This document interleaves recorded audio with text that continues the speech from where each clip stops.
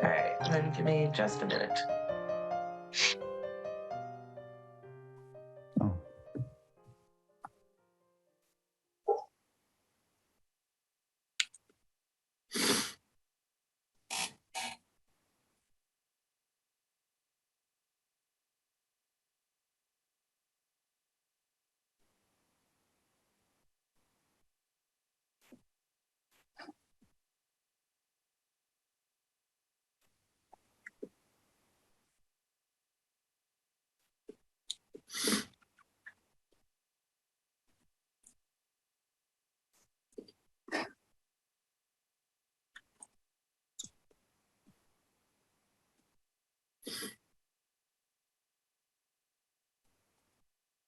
Okay, we're ready, Mayor.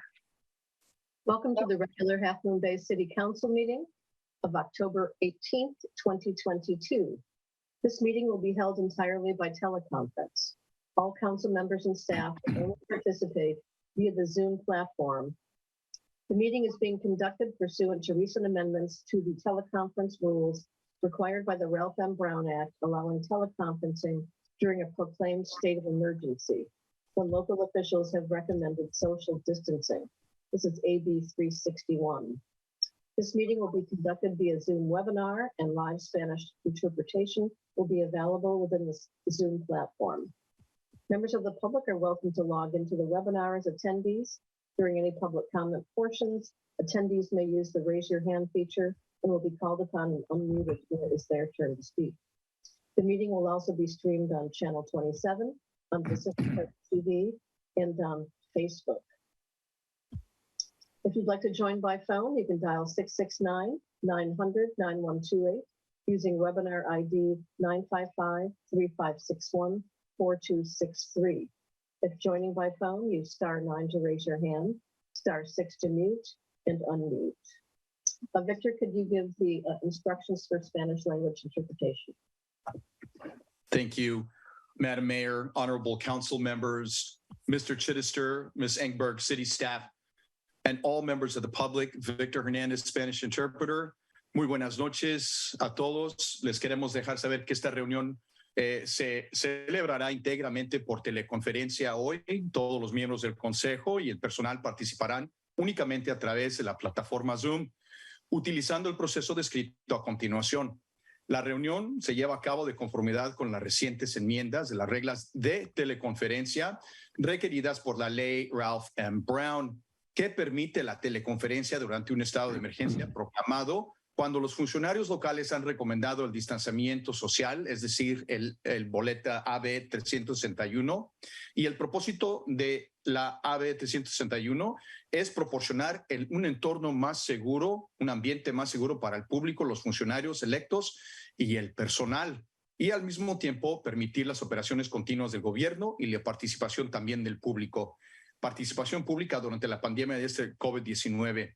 Y ahora también les queremos dejar saber que esta reunión será totalmente interpretada al español, y para acceder lo que es el canal de audio, usted tendrá que hacer clic en un botón de interpretación que es un icono de un globo, es decir, un mundo que aparecerá al fondo de su pantalla en la barra de tareas de esta plataforma de Zoom. Después de esto aparecerá un menú y usted entonces podrá seleccionar su idioma. Muchas gracias. Thank you. Gracias, Victor. Interpretation will also be provided tonight by Nicholas Vaskovich. So I'm calling the meeting to order. Could I have a roll call, please? Councilmember Brownstone. Here. Councilmember Jimenez. Here. Councilmember Rohrbeck. Here. Vice Mayor Penrose. Here. Mayor Reddick. Here. You have a quorum. Thank you. Now could I have a motion to approve the agenda? So moved. I'll second that. Could I have a roll call, please? Councilmember Brownstone. Yes. Councilmember Jimenez. Yes. Councilmember Rohrbeck. Yes. Vice Mayor Penrose. Yes. Mayor Reddick. Yes. Motion carries. So the next item of business is public forum. This is an opportunity for the public to comment on items that are not on the regular agenda or that are on the consent agenda. Do we, Yes, thank you. Our first speaker is Crystalline Gate. Hello, this is Crystal Lynn, the CEO and president of the Half Moon Bay Coastside Chamber of Commerce. And I just wanted to community tomorrow night to our candidates forum. It's going to be at the library at 6 p.m. And we're super excited. We're going to have 10 candidates from different races, all 3 candidates from the City of Half Moon Bay Council race there. The first hour is going to be where the community can speak to the candidates just directly. It's a nice little mixer. And then we will have a panel Q&A session where we are soliciting questions up until 2 p.m. tomorrow. If anybody wants to email me at ceo@coastsidechamber.com or send me a message on Nextdoor. And we're super appreciative to all the candidates and all of the community that come out, because this is such an important thing for people to be aware of and have their thoughts about our coastside heard. So thank you, everybody. Tomorrow, 6 p.m., the library. Thanks, Crystalline. Our next speaker is Bill Balson.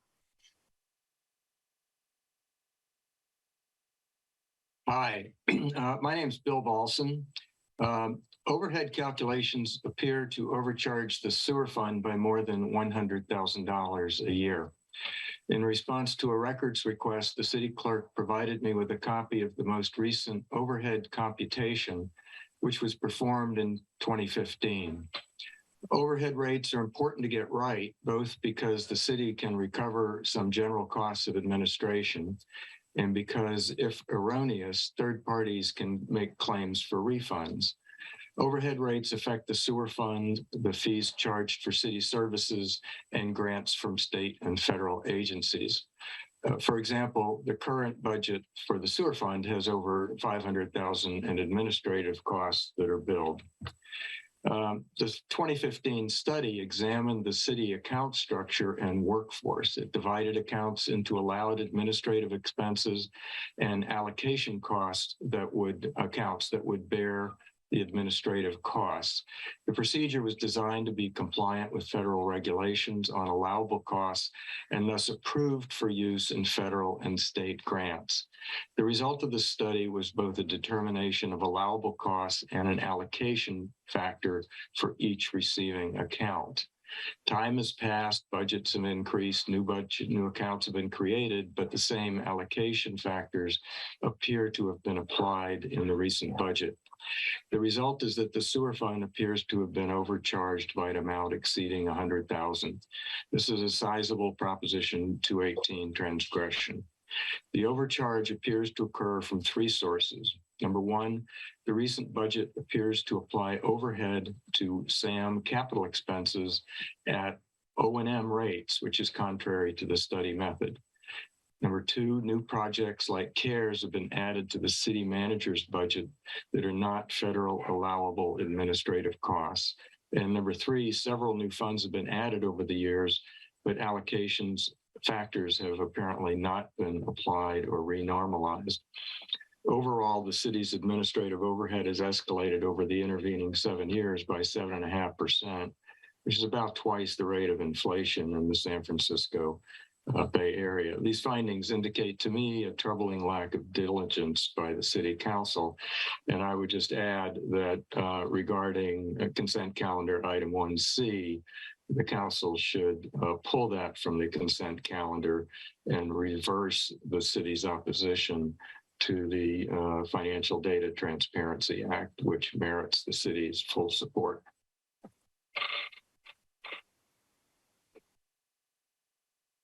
Thank you, Bill. Our next speaker is Mike Ferrara. Good evening, Mayor Ruddick, council members, staff. I only chose to speak because last Friday I witnessed something that I don't get to see very often. There was a Coastal Commission hearing on the city's short-term rental ordinance in which staff was objecting to many of the controls that the city wanted to instill. And they were doing so in the name of coastal access. I would like to say that Jill Ekus made a good presentation on the city's behalf. Mayor Ruddick did also in her very methodical way.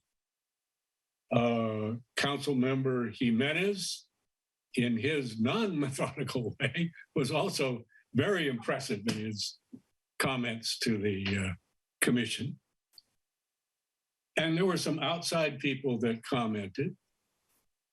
And the kicker was the community that commented. They really swung the day for the city of Half Moon Bay. It was just wonderful to watch. The Coastal Commission's decision was to actually tell staff to go back and reconfer with the city.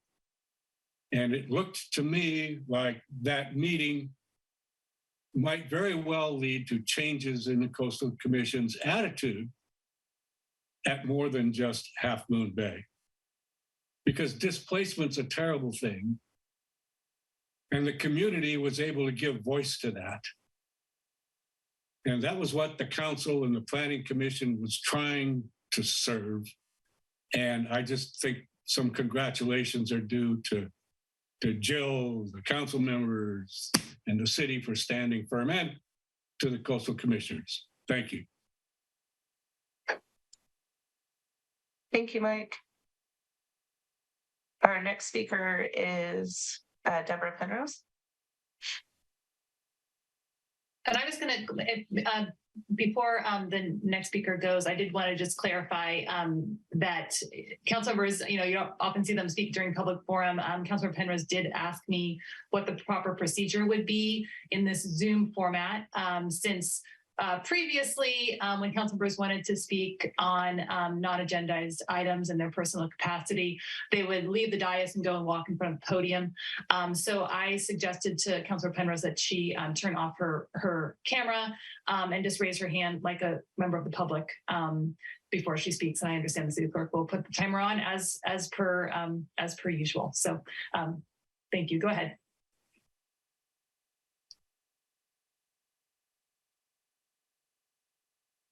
Deborah Penrose. Muted. Oh, you're muted, Deborah.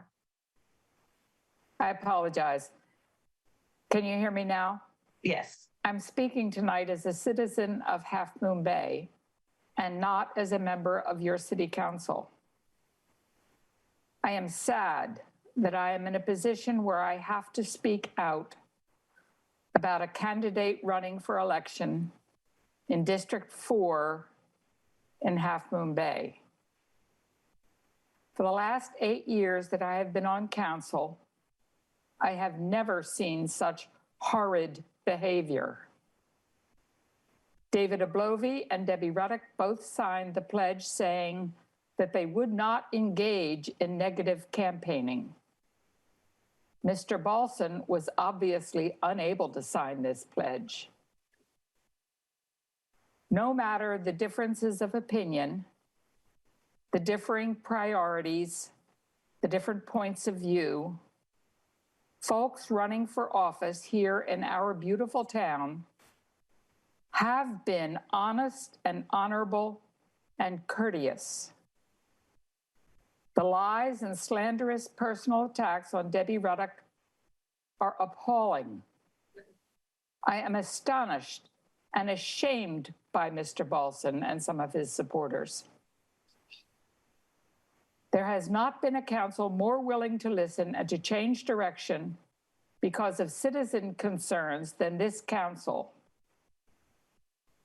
There has never been staff more willing to work with issues that our citizens have, no matter what they are. There has never been a council more transparent than this council.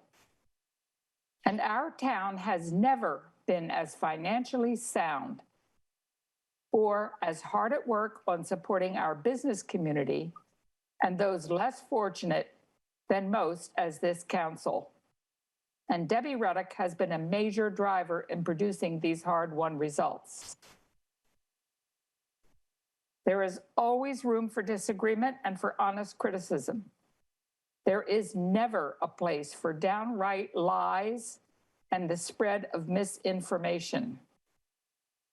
This is not the Half Moon Bay that I have come to love, and it is not representative of the vast majority of our caring and conscientious citizens. It is a disgrace. Thank you. Thank you, Deborah. Our next speaker is Candy.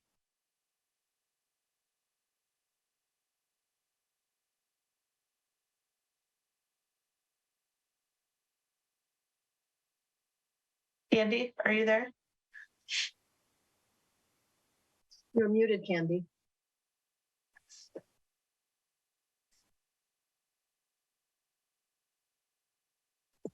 Buenas noches.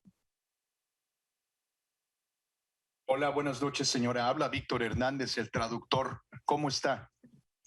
Bien, gracias. Muy bien. Escuche, si puede usted mantener sus trozos que usted va a decir ahorita manejables para que yo le pueda traducir y todo el mundo pueda escuchar lo que usted tenga que decir. ¿De acuerdo? Sí, Muy bien. Adelante, por favor.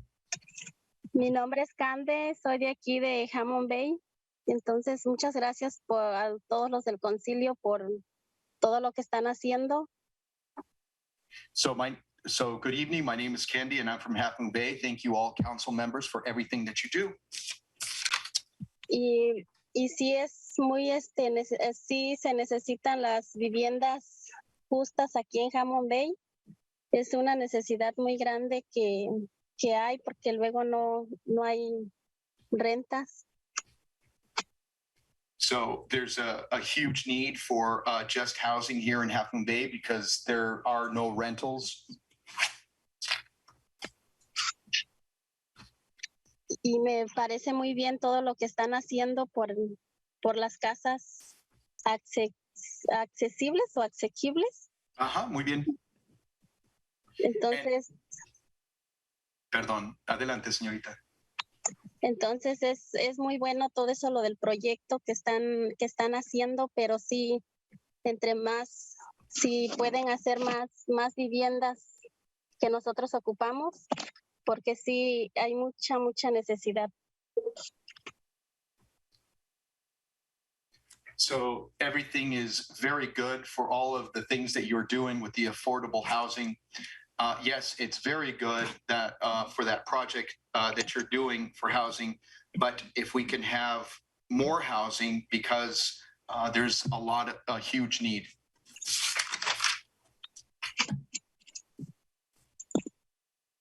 Y es todo. Muchas gracias. So that's all. Thank you very much. Muchas gracias, señorita. Our next speaker is Maria Vega.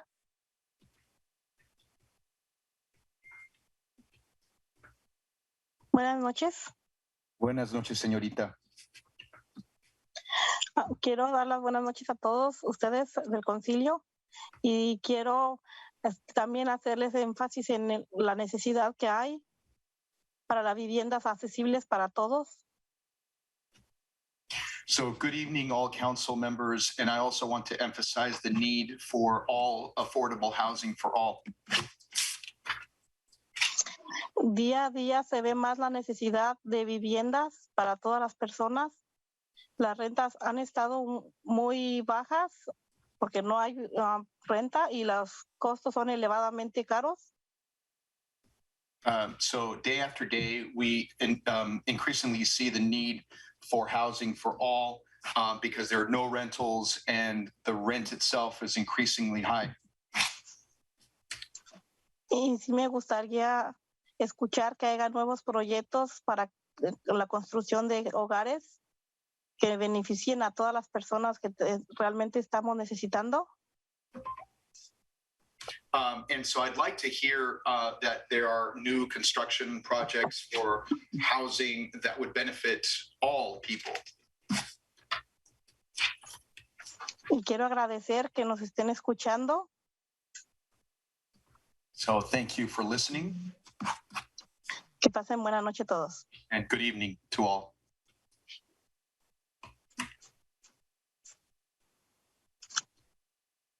Next speaker is John Olin.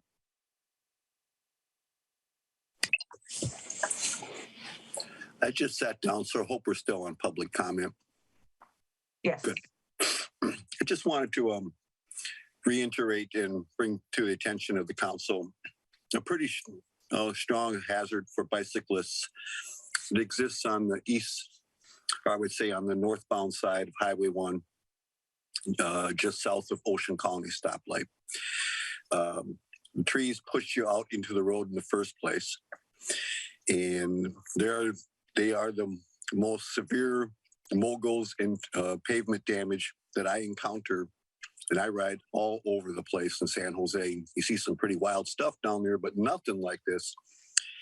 I could show you a video today where I got forced into it, so I had to go through it as cars are whizzing by me less than, a foot from my side. The thing is, I know it's there. A lot of people riding up there don't know it's there. And it is really severe. I can't stress it enough. So anyways, I know it's Caltrans property or problem, and it's not the city's role to fix it, but someone will get hurt eventually. And we already know there's a couple of bad stories in the news the last couple of weeks of bicyclists on Highway 1. I'm not sure anything can be done, but we can reduce the hazards that we know that are there, and that's one of them. Thanks. Appreciate it. Thank you, John. There are no other hands raised, man. Thank you. So moving on, the next item is a presentation, an update by the Mid-Coast Community Council. Do we have someone here this evening? I don't see Claire.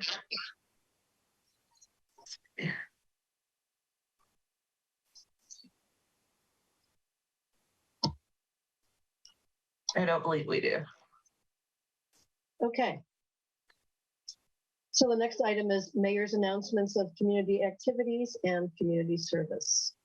I just wanted to mention that there was a good article in the San Mateo Daily Journal today about new home electrification loans and rebates coming through Peninsula Clean Energy. These are interest-free loans and rebates to customers switching from gas to electric appliances in their homes. And you can go to peninsulacleanenergy.com to learn more about those rebates. And a member of the public already brought up the item on the Coastal Commission short-term rental hearing, which I thought was excellent. But that's all I have this evening. And then there is nothing to report out from recent closed sessions. So we can move on to city manager updates to council. Thank you, Madam Mayor. We actually have several updates tonight. So you'll be hearing from a variety of staff. The order that's listed on the agenda, we'll be taking them in a little different order just for continuity's sake. And we'll be adding an additional update related to a grant opportunity from the county around homelessness. So I'll go first, and then I'll pass it over to Julissa Acosta, our community services analyst. The first update I want to provide is just a very quick recap of the Pumpkin Festival. As I think everybody knows, and if you don't, that's surprising, but this past weekend was our 50th, not necessarily annual, but the 50th Pumpkin Festival. Of course, we know that the last couple of years we were not able to hold it due to COVID.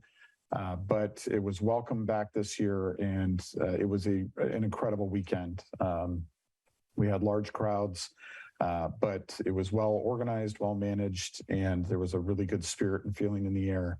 And I think everyone can call this weekend a success. We started the weekend, obviously last Monday, we started the events with the Great Pumpkin Way Off, which happens the Monday before Pumpkin Festival. And I think everybody knows that the pumpkin that won also set a new North American record, which is really exciting at 2,560 pounds. That's a ton of pumpkin, literally. And it was really exciting to have that here and to be able to see it and have folks take pictures of it, and it was a big draw. There was some great events over the week, including an exhibit that's still up at the Half Moon Bay Library showing 50 years of posters for the Pumpkin Festival, including the 50th poster, which is just beautiful. I think it's really iconic and a great poster. Included in that exhibit were the 4 submissions for the mural to memorialize this great event and a little bit of information about that project. So I'd encourage you to get to the library before the end of October to check that out. It's upstairs around the perimeter of the windows and really kind of cool to look at and look at the history of how this was advertised over the years.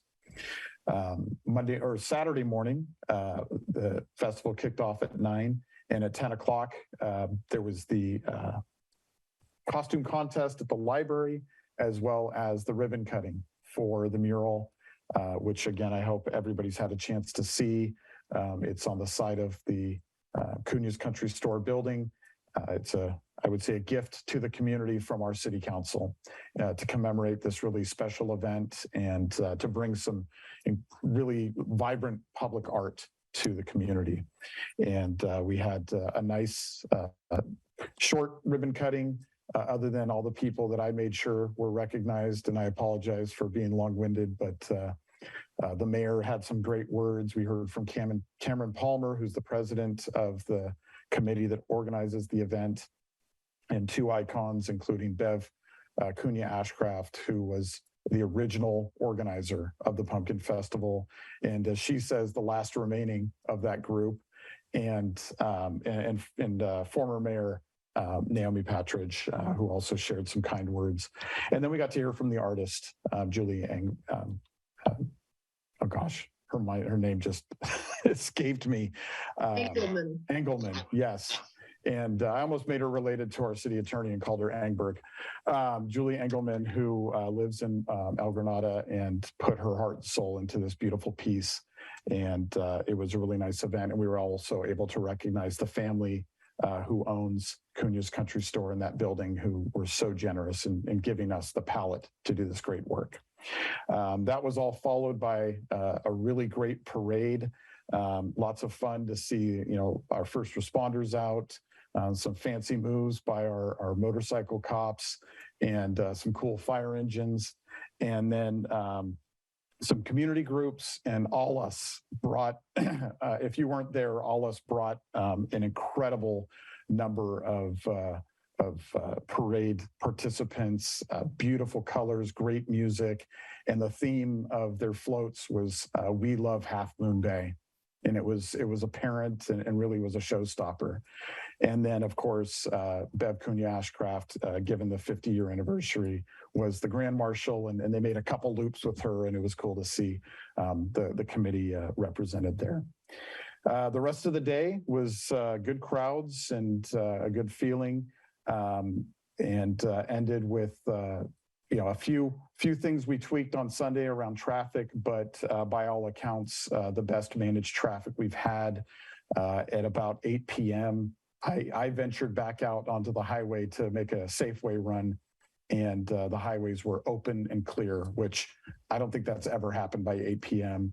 And there was a repeat on Sunday. So big shout out to our public works staff and to Captain Albin and her team, who were really great partners in making sure that we managed the flow of traffic well. And really, it was busy. But I will say there's an interesting post on Nextdoor right now with some data on traffic times. And it really showed that traffic was steady from about 3:30 on. But based on this data, it never took more than 18 minutes to get from downtown Half Moon Bay to El Granada, which is not bad. That's moving. Now, getting out of one of the paid parking lots probably took an hour. But once you got on the highway, it was smooth sailing. So just appreciation for everybody's involvement. We don't have hard numbers yet, but the estimates from the organizers say this was one of the larger festivals we've had. And based on conversations with Captain Alvin and her team, pretty minimal number of incidents given the numbers, and altogether just a really well-organized and great event. Big shout out to all of our partners, the fire district, EMS, the sheriff's office and all of their work, and the Department of Emergency Management from the county. And then of course, all of our staff. I cannot let this night go by without thanking our Public Works maintenance crew who, after working a full week, spent the entire weekend, morning to, early in the morning till late at night, making sure that things were going smooth and being moved, and then coming right back Monday morning. I don't know how they do it, but just huge appreciation to them and their commitment to the community and to making this successful.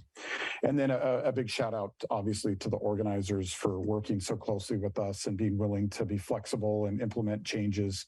A couple of things just to ease everybody's minds. We'll continue in the future to look hard at managing traffic and always making improvements there and communicating with the community. And a lot of work to do with our local cell phone and internet providers. That was probably the big sour grape of the weekend. Was if you were downtown, you couldn't even send a text. And we had emergency services in place so that they could communicate. And if there was a true emergency, we would have had the infrastructure to deal with that. But certainly we want to do whatever we can next year to convince our local cell phone providers to add some infrastructure for these types of events so that people can communicate with each other and their loved ones and be safe. So thanks to, again, everybody in our council for supporting a really successful weekend. By all accounts, our nonprofits did very well, which is, the most important part of this weekend. Lots of food being sold out on Sunday is a good sign. Not for me when I was hungry, but for our nonprofits, that's a very good sign.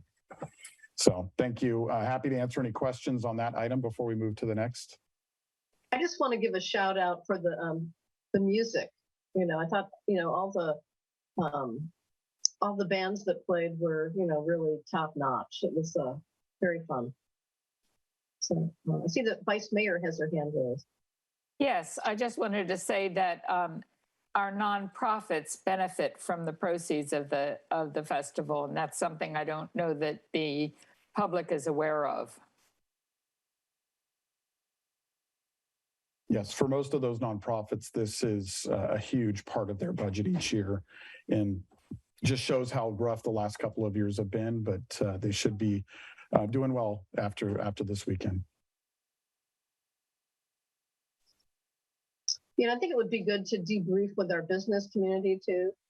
Not everybody I noticed was open, but it would be nice to know what their impressions are about impacts of them. Absolutely. There will be a Downtown Business Association meeting in the next couple of weeks, and we'll make sure that is a topic of discussion so we can understand how to better support them as we move forward with the festival in the future and other events for that matter. Okay, the next item is listed as a sewer update, and this is really an update to comments, a response to comments that were received by a member of the public at our previous meeting on October 4th. There were some allegations made, and council asked staff to investigate and bring back a response publicly. The response has also been provided privately to the individual. To summarize, the comments of October 4th were in relation to the sewer fund, and we've heard additional comments tonight. The allegations of October 4th claimed that in March of 2020, $10 million was removed from the sewer capital fund and placed into our general fund cash pool. And there was an alleged connection between that and the acquisition of our loan to purchase 880 Stone Pine for our corporation yard. So we took that information and we went and looked at the records. And although it's correct that on March 16th of 2020, $10 million was withdrawn from the sewer capital fund, It was an inadvertent movement of money based on the implementation of our new accounting system that was being implemented at that time, and a smaller portion, I believe it was around 2.2 million, that was intended to be moved for legitimate purposes. That transaction went through 5 times, resulting in the $10 million withdrawal. That mistake was identified within a few days, and 4 of those charges were reversed immediately, leaving us with the proper amount of just over $2 million being transferred from the sewer fund to the general fund. And those were to cover sewer operations and an administrative fee, both of which were authorized and approved charges that happen on a regular basis each year. So there is no connection to the acquisition of our corporation yard. Those efforts took place several months later, and we did not achieve a loan until December of 2020. There was absolutely no connection, and the documentation we've provided shows that documentation has been provided to that individual. In addition, I do just want to quickly respond to the comments we heard from Mr. Balson tonight about the charges to the sewer fund. We are very thoughtful about the work that we do. He mentioned the study in 2015 that took place, and that was followed up by a study in 2017, and adjustments were made to the allocations. All of that has been audited on an annual basis, and I always found that our use of the sewer fund has been appropriate, as have all of our transactions. And of course, we will go back based on the comments we heard, and we will ensure that none of those charges that were mentioned tonight were done outside of what's been approved. But again, on an annual basis, we receive an independent audit, and that audit is not complete until we receive a clean audit, which we have every single year. So I just want to assure you, council, and the community that we have a wonderful finance team that works very hard to do things in accordance with law and with the policies that you have adopted. Not everybody's going to agree with the policies or the way that we use our funds, but they're done appropriately and within the law. And we've been able to document that to be true, and we'll continue to do so as we work in the future. Thank you for that. I know that staff has been very diligent in responding to those allegations, all the way from the top through accounting and finance. So thank you for your hard work on that item.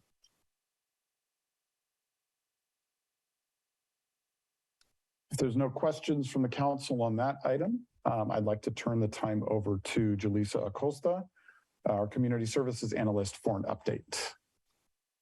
Thank you, Matthew. Good evening, Madam Mayor, council members. I'm here to present a quick update on a grant towards homelessness. The city became aware that the County of San Mateo's Board of Supervisors set up a $2 million grant with funds that were coming from the American Rescue Plan Act. And the grant, it's called Working Together to End Homelessness.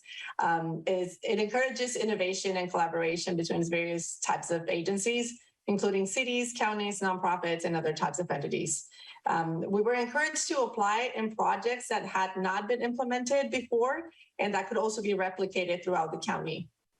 The main focus areas were connecting unsheltered residents to services and interim housing, ensuring encampments were properly cleaned, and engaging with vehicularly housed residents to safe parking programs, while assisting homeless folks who are with job training leading towards economic self-sufficiency.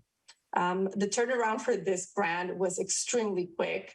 We had about 2 weeks to put it together. So city staff met with several organizations that attended the orientation meeting so we could explore more partnership opportunities.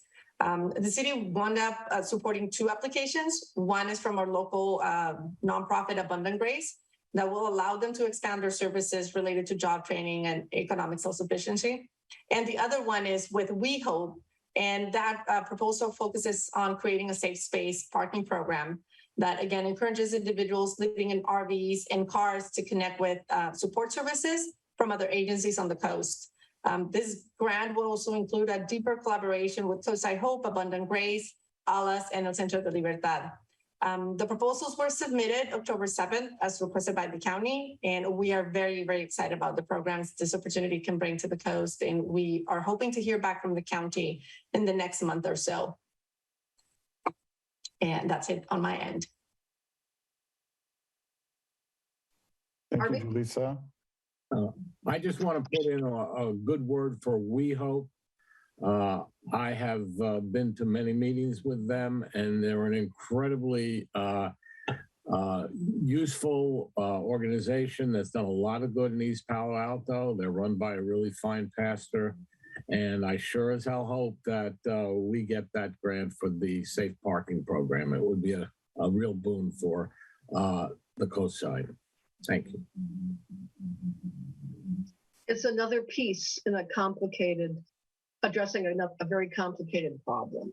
You know, we've done lots of things, you know, with Coast House and Abundant Grace Workforce Development, the partnerships with the nonprofits who work with the homeless on a daily basis. This is a very complex problem requiring a multi-pronged effort. And I think the city's been very diligent in its partnerships and its action plan to mitigate the problem and to do so compassionately. So thank you to staff. Thank you, Julissa, and thank you, Madam Mayor. Next, we'll hear from Jessica Blair. She'll be followed by John Dowdy, and then Lisa Lopez Rossi will wrap us up with our updates tonight. Thanks, Matthew. I wanted to give one last plug for our Elections Night Out event next Thursday. That'll be on the 27th from 5 to 8 p.m. at the Half Moon Bay Library.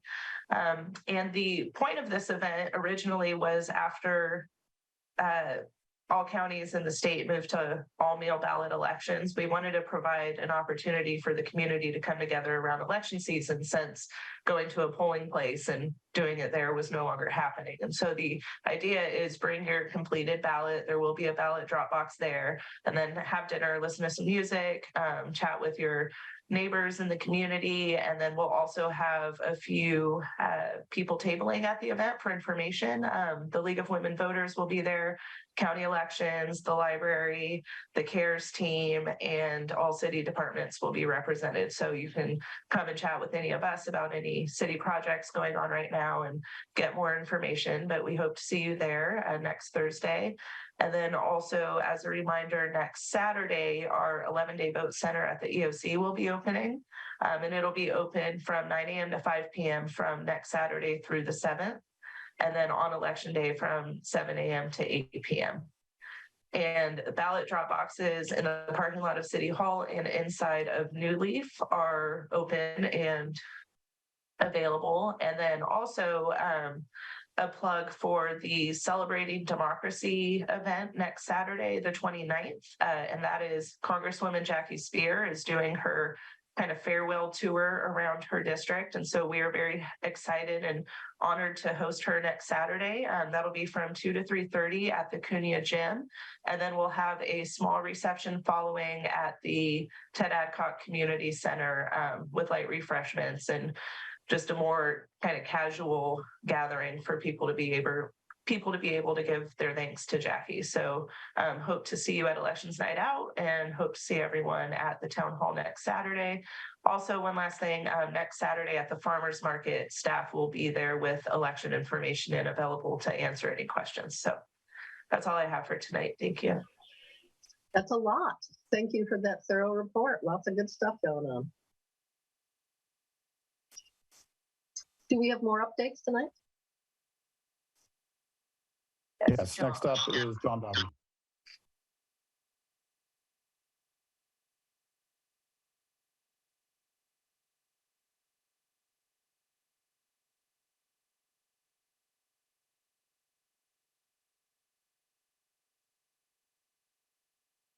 John, you're muted. Oh, there you go.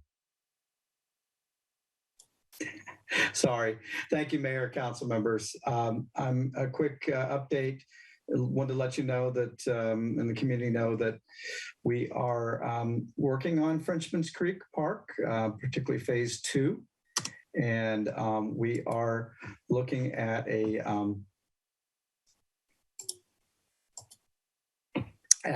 moving forward with concept plans. The Parks and Rec Commission did consider this at their last meeting, held a workshop, and we are excited to announce that we are going to be doing a further outreach with the community with a neighborhood pop-up event on Saturday, November 5th. 10 to noon. We're going to be sending postcards out to the neighborhood, and the community will also have a posting out at the park, but just trying to get the news and information out there. And certainly council members, public, anyone is invited to attend. This as a community park, and we certainly welcome that. And that's all I have for tonight. Thanks. Thank you, John.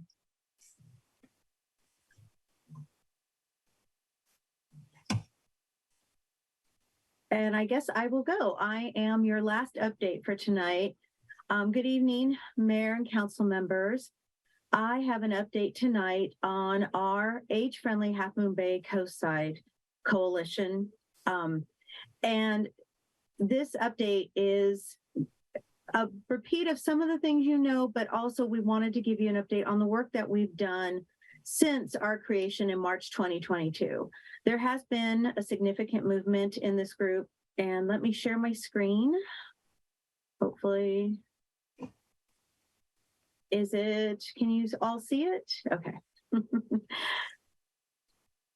So first, I just would like to reiterate the top priorities that were included in our application to AARP. This is the application we submitted to become a part of the network of age-friendly cities and communities. We started in March 2022 with the core group that was actually part of the original task force. And the top priorities, which are on the screen, I wanted to just share a couple of items from each of the projects to show the work that we've been doing since March. So for the first, we have established our oversight group. We have actually been formally named the Age-Friendly Half Moon Bay Coastside. And on the next slide, I will show you, we've actually created a website, a mission statement, and a tagline to accompany a lot of the work that we're doing out in the community to support our efforts. One of our priorities was to develop a plan to improve communications. One of the first things that was achieved was actually asking the local newspaper, the Half Moon Bay Review, and I believe Pacifica was also, the Tribune was also included in this, to once again begin their senior information pages. And that was a success. And now once a month, we have a page for seniors specifically designed to give them information about things that are relevant to their daily lives. We formed a Coastside Healthcare Access Advocacy Committee. At this, Council member Rarbach is a part of that committee, and we are working towards developing relationships with San Mateo County healthcare officials and looking actually at two major things, which include exploring the possibility of potentially having an urgent care clinic or expanding the healthcare district to include Half Moon Bay to give better access, and also improving transportation options for people who travel over the hill to access needed healthcare. While there are options now, we think that they can be better. And then, of course, provide affordable housing search and application strategy workshops. I know the committee members have reached out to our own housing coordinator, Michael Noti, and have talked to him, and we are scheduled for November to actually present a event to encourage people to attend to learn about applying for affordable housing. And last but not least, one of our priorities was to train local businesses and community organizations to ensure the age-friendly and also to be more engaged with the disability community. This is actually a work in process. We're going to work with our wonderful Chamber of Commerce and also develop relationships with local businesses to see how we can meet this need and see what resources that we can give them as well. So as you can see, we've been pretty busy since March. The group meets once a month. We're constantly looking for new members who can either add to the specific work groups or the or the actually overall oversight group. I would be remiss, and I apologize, I'm in a different setup now, but I believe Jessica brought over two of the co-chairs of the Age Friendly, Sandra Winter, who is the CEO of Senior Co-Siders, and Carol Joyce, who is a public member, who actually used to be chair of the Senior Co-Siders and now is working as a co-chair of the Age Friendly group with us. And so to go on, we've developed a mission statement, which I have up on the screen for you, and also a tagline to accompany all our promotional materials. And we are getting a lot of things out in the community. We have an art show coming up in the beginning of the year to help us really put the word out about Age Friendly and communicate the thoughts and the projects that we're working on. And before I turn it over to Sandy to talk about some of the overall things that have come as a result of our Age Friendly work, I also wanted to share that we also now have a website. And if this works correctly, I'm not sure if I'll be able to share it, but I wanted, is it coming up? Or are you still seeing? No. Okay, we'll forget that then. Well, I wanted to share the website address for people who are interested to go to the website. Gives much more in detail information about the work we're doing, about how to get involved. It lists Sandy and I's contacts for people who are interested in coming aboard. And we hope to have a lot of viable information, not just for people who are interested in the group, but also for seniors who are looking for resources and more information.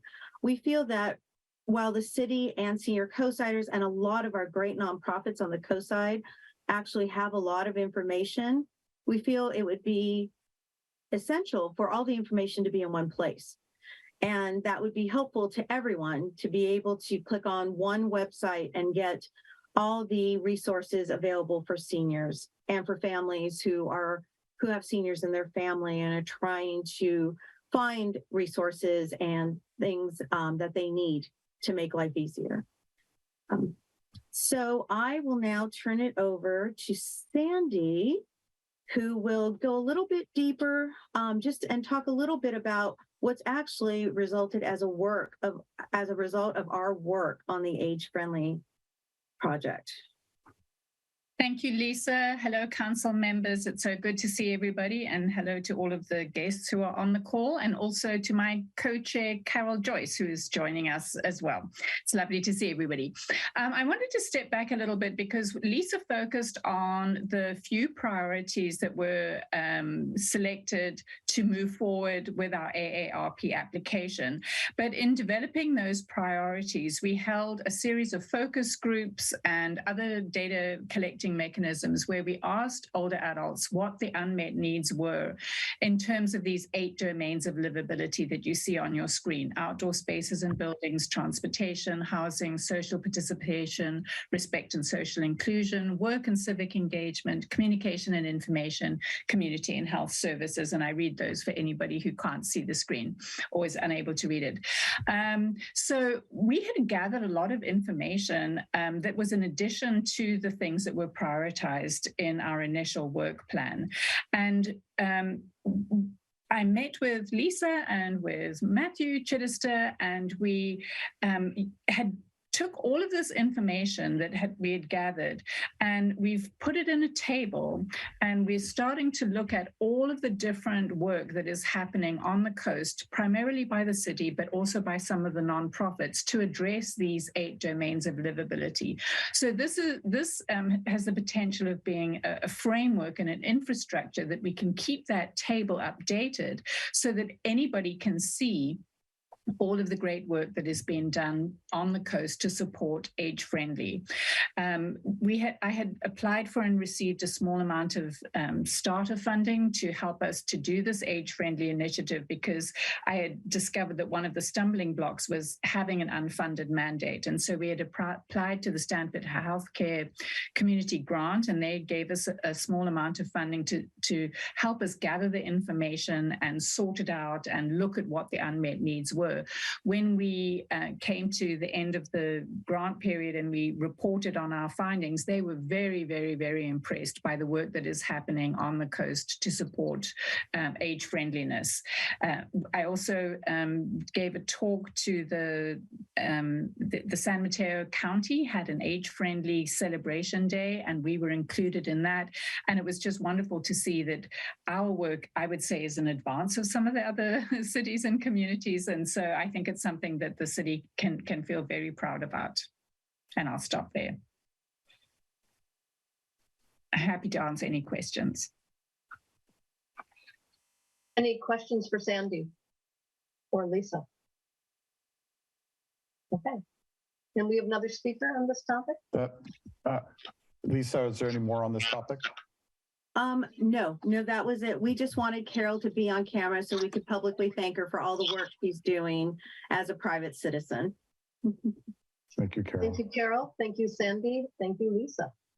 And I want to point something out, and thanks to them for joining us. Sandra is obviously a really important partner for a lot of the work that we do, but especially leading in this area, and to Carol as a community member for doing the same. But I also want to recognize Lisa. She's an example of what our staff does, because Lisa's our admin services director. She's in charge of HR and finance and IT. And when this project came up and bandwidth was tight and we kind of were like, who's going to take this on? She raised her hand and said, I don't care if it has nothing to do with my job. I'm interested in this and I want to be part of it. And that's how our staff is. They'll take on any project, no matter what it is, even if it's unrelated to their work. So just appreciation for that. You'll also see later tonight, very soon, Lisa's going to present on an art donation. So just I appreciate staff and their willingness to take on anything and everything. It's just the way we operate here, and I'm just grateful for that. Thank you, Matthew. And I think the council is grateful too. And that is the end of our updates tonight, Madam Mayor. Great, thank you. So we're moving on to the consent calendar. Are there any items that the council would like to pull for further discussion? Seeing none, do we have a motion to approve? I'm happy to move that we adopt the consent calendar, the following items.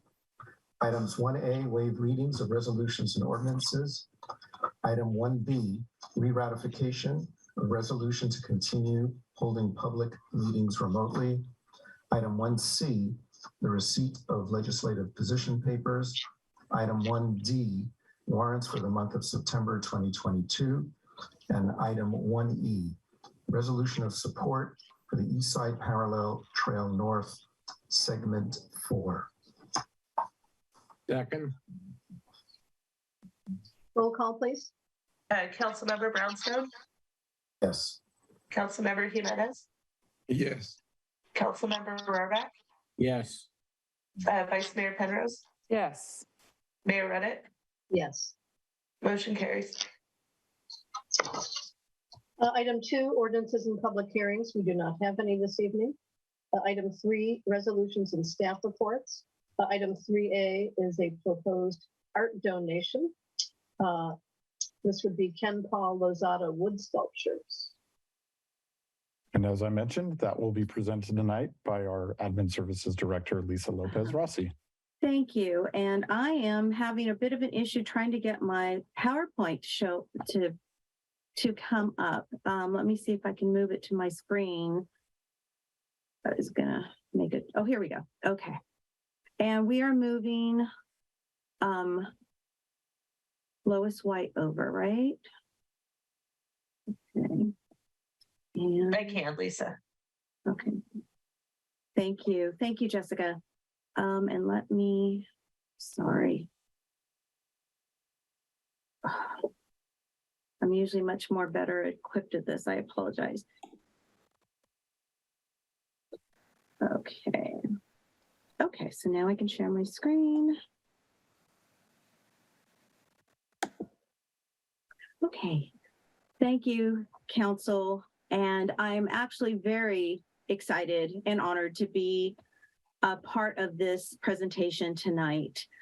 I volunteered to take this on because being local, Ken Paul Lozada actually had a influence on me during my time here. I met Ken Paul at an open mic night at Cameron's Pub. And after that, I was always anxious to run into him in town, go by and see his sculptures. And then we moved away. So tonight, I'm actually very honored to be part of this presentation. And we have actually invited his daughter, Lois White, to also be a part of this and say a few words. So I will do my presentation, and then we can have Lois speak, and there might be a couple people in the audience that would like to also speak to this. So first, I wanted to start a picture of Ken Paul because I believe a majority of people in our city would recognize him once they saw a picture. And his presence in this town was actually very well known. He was always walking, always working on his sculptures behind Tom and Pete's. And so I just think I would be remiss if I didn't show a picture. So this art donation came a result because, as most of you might know, most of you probably know, Ken worked on his sculptures behind Tom and Pete's, and they're still there to this day. Unfortunately, we lost Mr. Lozada in 2021, but at that time, a group of community members, both artists and just art lovers, came together to talk about how to preserve his work, and what actually met his daughter Lois and started a conversation about how we can make this meaningful to the community. So over the course of the last year, there's been a lot of work accomplished on his pieces and a lot of volunteers. This is all being done by volunteers in the community. And in particular, there's been 2 pieces that have been restored and refurnished. Again, all donated, all time donated by citizen group. And Lois thought the best way to share this with the community, to make it a piece of knowledge so that, you know, young people could learn and people could see the art and share in its ability to kind of just bring different types of emotions and feelings. She had the idea to donate it to the city library for our public garden in the back, whereas, you know, we have a couple pieces of art already. And so we met with Lois, Todd Seeley, the Public Works Superintendent, and I met with Lois and Joyce Logan out behind the library to talk about the art and where would be a good place to put it so that people who are outside eating lunch or for events could actually come and enjoy the pieces. So these are the 2 wood sculptures. On the left is a piece called Innocence, and on the right is Artemis Toe. They actually go together. They're meant to be placed together in a permanent structure. And again, they were refurbished by Mr. Maury Alcott, who took his time to refurnish these pieces and actually is also working on a lot of other pieces of Mr. Lozada's. And the goal is to do a showing of his work in January at the Coastal Arts League. This is where, excuse the type of play, we tried to make it seem so that you could actually see where we'd like to place it. This is where we thought the pieces would go well. This is a space by the back fence beside a tree where there's very limited vegetation. Todd felt that this was a good place where we could put it. And then we actually thought having a path, a man-made path, go around it so that people could get the full view of the pieces would work really well. Todd actually already his wheels were turning. Lois and Joyce liked the idea of putting the pieces there and having that structure, having that path around them.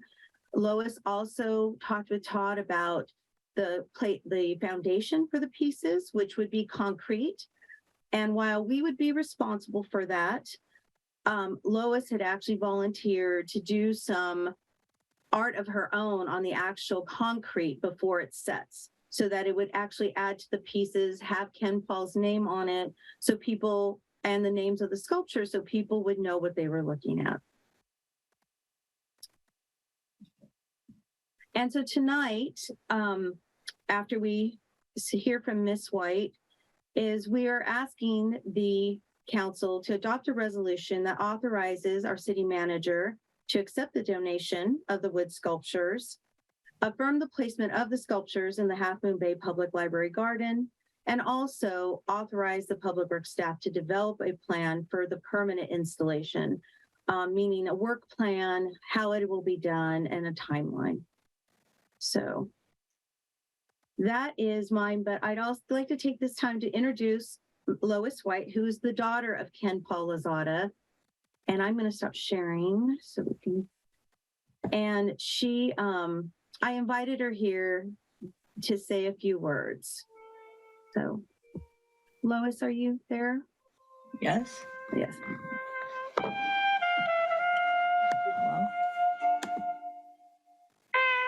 Hello? Okay. Oh, there she goes. Okay. Hello? I think we hear the music. Oh. Oh. Oops. Great. Thank you. Good evening, Half Moon Bay City Council and staff. Thank you for helping the community. I am profoundly grateful to my father's friends and the Ken Paul Art Group. Their foresight to preserve and present his wood sculptures for the Half Moon Bay and Coastside community has made this possible. Thank you to the Ken Paul Art Group, which is made up of the following: Maury Walcott, Joyce Logan, Joanne Eric, Joseph Kachet, Nancy Nishimura, Cameron Palmer, Dave Cresson. A magnanimous thank you to the wood sculptor from a long line of artists and craftspeople from Walcott, England, Maury Walcott, for saving, restoring, and resurrecting Dad's sculptures to their original beauty. Maury Walcott and Karen Laughlin's generosity of time and skill helped to make this community wood sculpture possible. It is with such great pleasure and gratitude that I am able to offer two pieces of work to the city, to the library, and to the community. Thank you. Thank you, Lois. Thank you. And so that is my presentation. And if there's any questions or more information needed, please, I'm here to answer.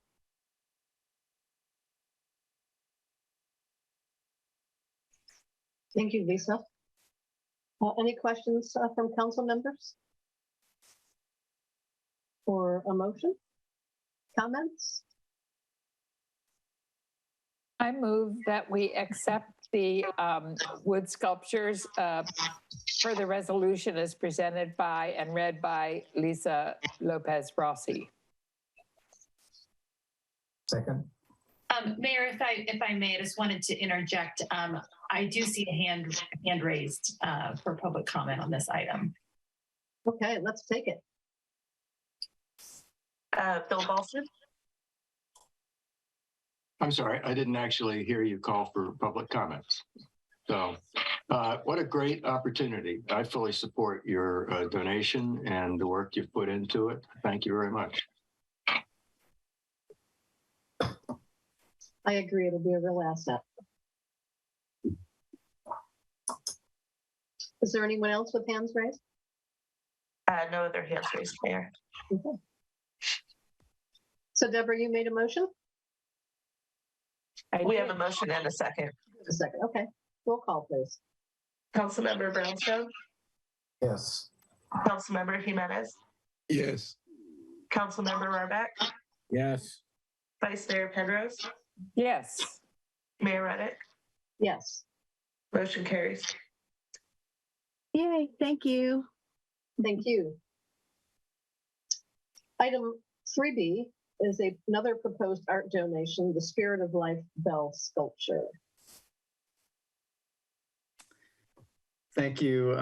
Mayor, council members, John Dowdy, and I too have had the unique opportunity to pick up this work, and it certainly is sort of a somber moment. It's been a pleasure. It was a great pleasure to meet the artist recently, shake his hand, and I can say from my experience, he was thrilled to sit there on the bench by City Hall and see it being placed there. I know it was also exciting for the family and friends during our Summer's End event to also recognize him. And I think most folks know that that Silvio passed this last weekend, and so it's a little bit of a mixed bag tonight in terms of the feelings going on. But I know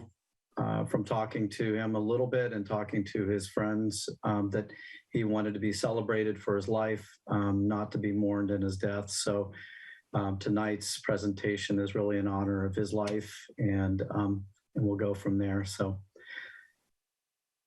thank you. So as indicated, we have a proposed art donation. And this is the Spirit of Life Bell. I'm guessing most of you have by now seen it out at City Hall, but this was at his residence a little earlier in a different setting.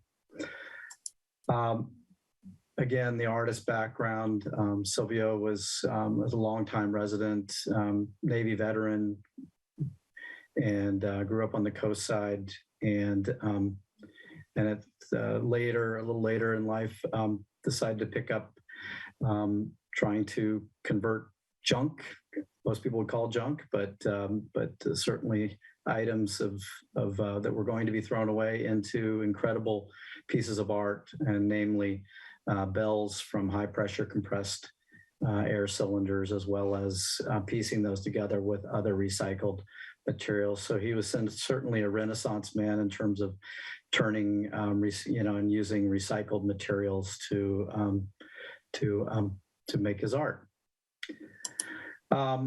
Tonight, the request is a little nuanced, but the first part of that is to affirm the city manager's temporary location of the bell, and to affirm, in essence, in a temporary loan of the bell, to allow that to be located at City Hall through the end of the year.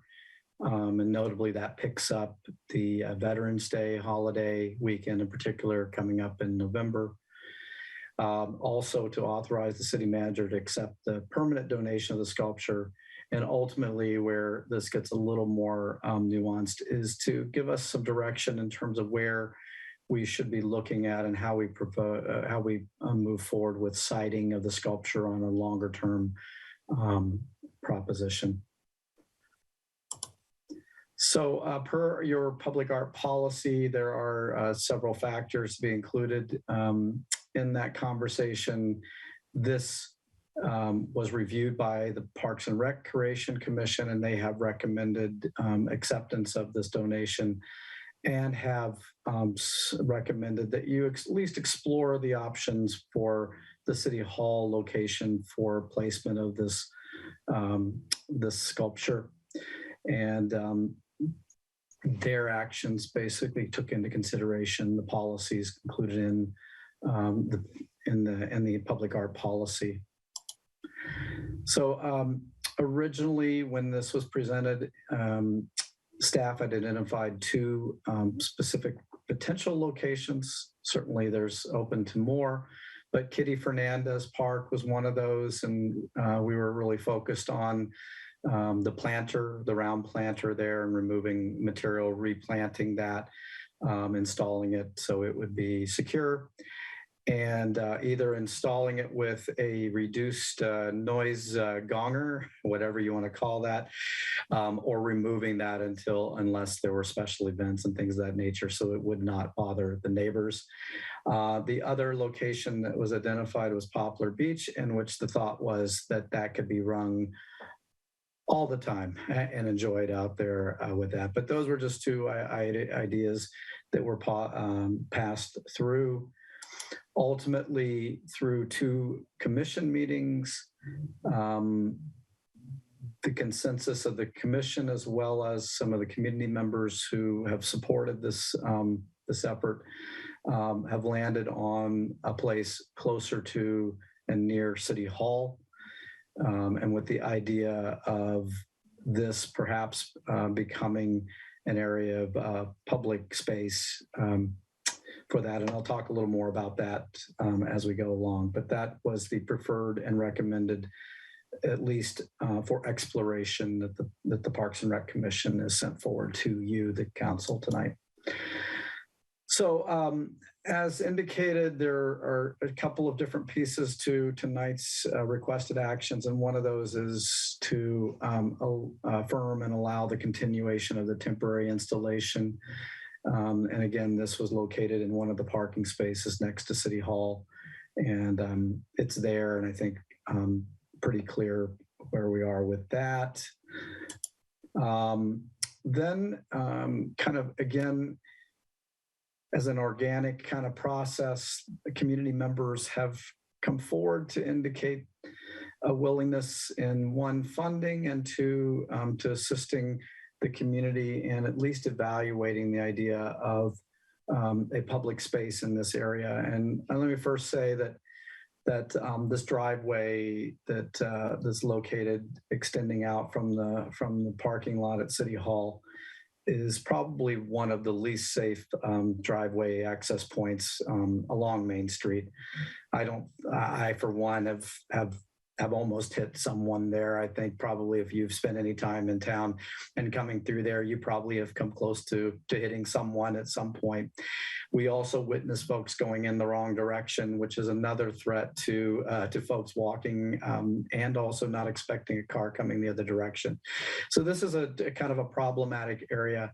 And as we were working through parklets, and we were also working through some of the LCP process, a number of staff, including Jill and Matthew and I, have tossed around the idea of coming back and talking about this area as more of a public space and closure. And so this was not initiated by city staff, but is affirmed a bit by the community members kind of coming to a similar conclusion that maybe it makes sense to take a look at that. Kikuchi and Kankel has indicated that they are doing some work on behalf of private interests to at least put together some concepts. They've measured out there, looked at things, but we have not seen any of those designs as yet. So on our own, staff did take a look at just really conceptually how we might look at even an interim approach. Now, we know that we have Nanos has been under a COVID-related license agreement. Staff has been working with Nanos to bring forward a new license agreement to look at their outdoor dining experience, and that's something the council will be seeing in the near future. But what we've looked at just conceptually is the idea of relocating the accessible space to this location, closing this off, but keeping the visual corridor to the jail and the new history museum there. And what we've conceptually kind of put out there is the idea of maybe creating like a very, very, very inexpensive like decking material there to do a decking, putting the bell there, something that could be removed if the community just doesn't like the result, and something that could be removed if a bigger picture plan was actually in the mix and the monies were there and the community really was behind that and kind of moving forward. So we can still accommodate and get the accessible space that we need for this parking lot, and also address the issue of visual corridor while also looking at a fairly inexpensive and low impact option that could be removed down the road if it just was not what the community and the council were happy with. So just wanted to let you know that this is something that we had at least conceptually looked at, and I'll all the credit to Jonathan Wu in particular on our staff who went out and worked on this, and Ferris Hicks, who've been sort of working through some of these concepts. So finally, as I noted, there are a number of actions, and I'm not going to read these, but I will leave it up for you. I know that there are members of the community that do wish to speak tonight on this, and clearly, I think the last item, kind of the motion, which is some direction with regard to whether to proceed toward a public space or whether to look at another option, alternative options for placement of the sculpture, is really the portion for, I think, council discussion and deliberation for the most part tonight. So thank you.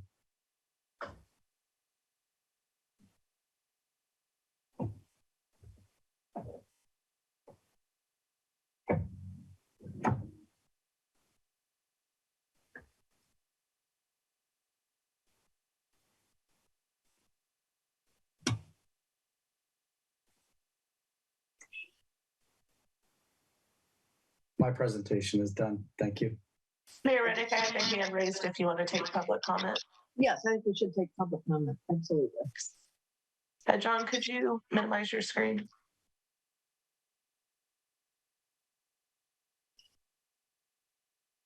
Just end your screen share temporarily. There we go. I'll bring it back though after the public comment. Aaron Torney. Hi, good evening, council members. My name is Erin Tormey. I live in Half Moon Bay and have been working on this project since before it was one.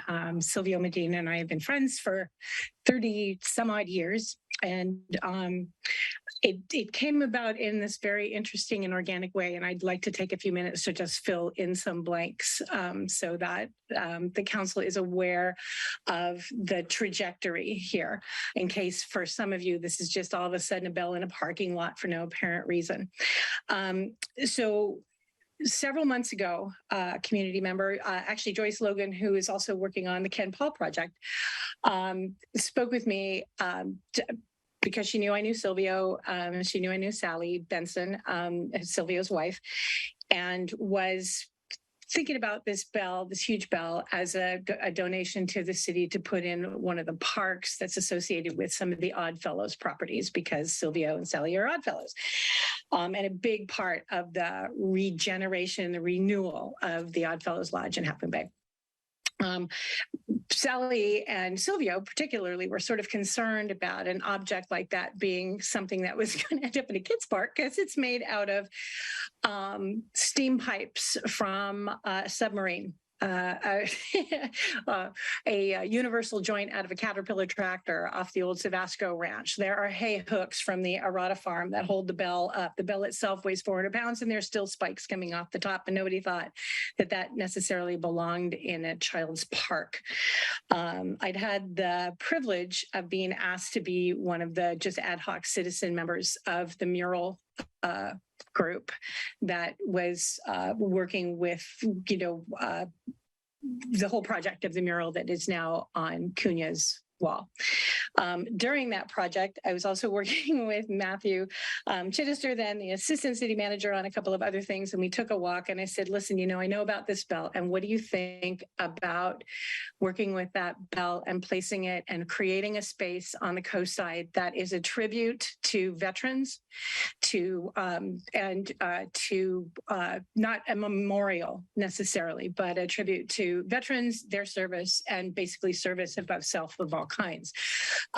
There have been a lot of great conversations about the location, and we're really excited about the opportunity to support the city's efforts to mitigate a really serious safety issue while creating a really beautiful space for people to just sit, rest, contemplate, and think about it. Right now, the mural that's on the wall was commissioned by the Half Moon Bay Rotary Group.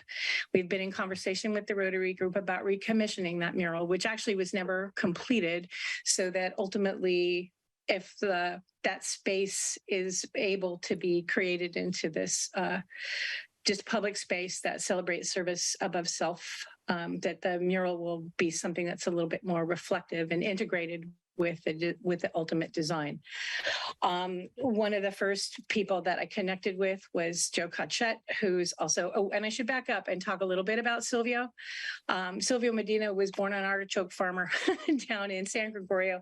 He joined the Navy with Farmer John. They decided they were going to go see the world, and it didn't quite work out that way. He saw boot camp, his home base in Yokohama, Tokyo, and then 4 years in the Mekong Delta, where he ended up in this really interesting position of managing all of the high pressure vessel systems for the Navy pilots, for everyone else. It was a job well above his rank, but he was the only one qualified to do that job. He ultimately, when he left the Navy, went back to work as a civilian for the Navy, and for 35 years was the only high pressure vessel inspector in the history of the United States Navy that ever was actually initially a SWABI.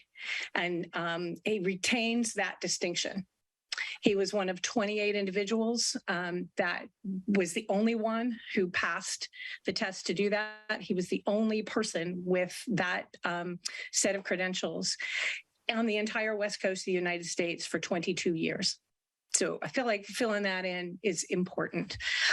Just this quiet guy that everybody thinks of as being this little dude who makes bells and sells them up at the Kings Mountain Art Fair is a man who served with incredible distinction, but not in a way that ended up with lots of oak leaves and whatnot on his lapels, but in this very quiet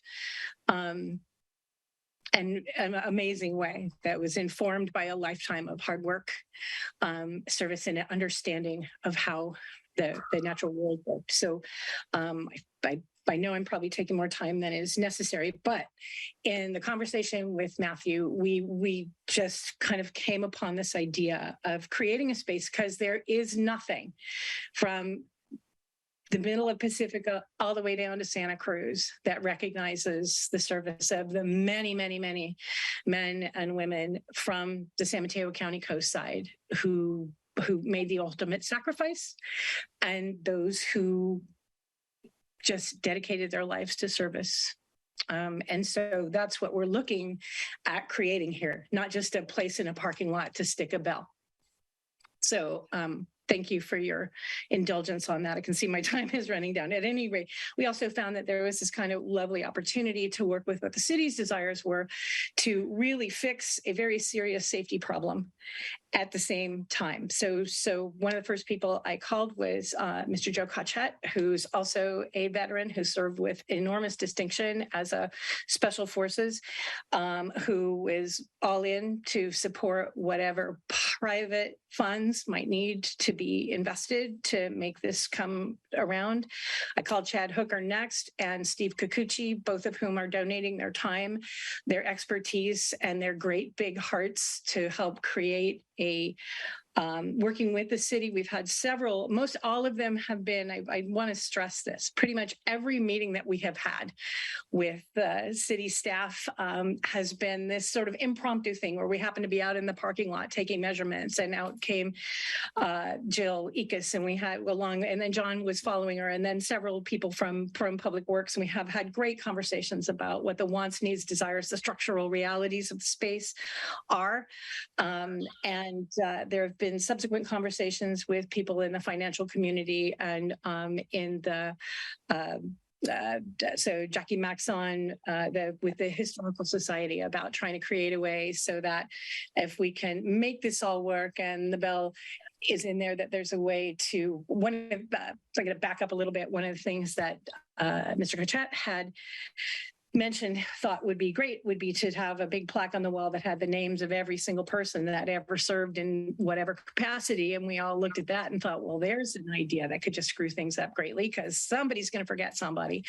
But it felt like we could make a space where the bell ends up, that people, if they wanted to, through the Historical Society, could buy a brick that commemorated an individual or a person or an idea around service that was important to that person, so that there wouldn't be this onus on the Citizens Committee to make sure that we got every single Garcia, Dubenia Denny, and Yokohama that ever served anything from the coast. So, taking into account the city's desires and the intent of the bell, which is to be a tribute to, not a memorial of, everyone from the coast who has dedicated their life to service. So I thank you for your time, because I know that was more than necessary, but I'm really hopeful that you'll allow us to accept right now the donation of the bell. So we decided if we could stand there as its own story polls and let you all kind of experience, think about it, and then inform us as we proceed with what makes sense. But for right now, we're hopeful that you'll accept that donation of the piece itself, and give us the time that we need to make this happen. Thank you for your time. And Madam Mayor, I appreciate us allowing Erin the time to speak. Her comments were much more an extension of John's presentation, given her role in where we're at versus a traditional public comment. So just appreciate that. And thank you, Erin, for all of your work and your support through this. Thank you. Thank you very much. Are there other members of the public who would like to speak? Yes, we have Bill Balson.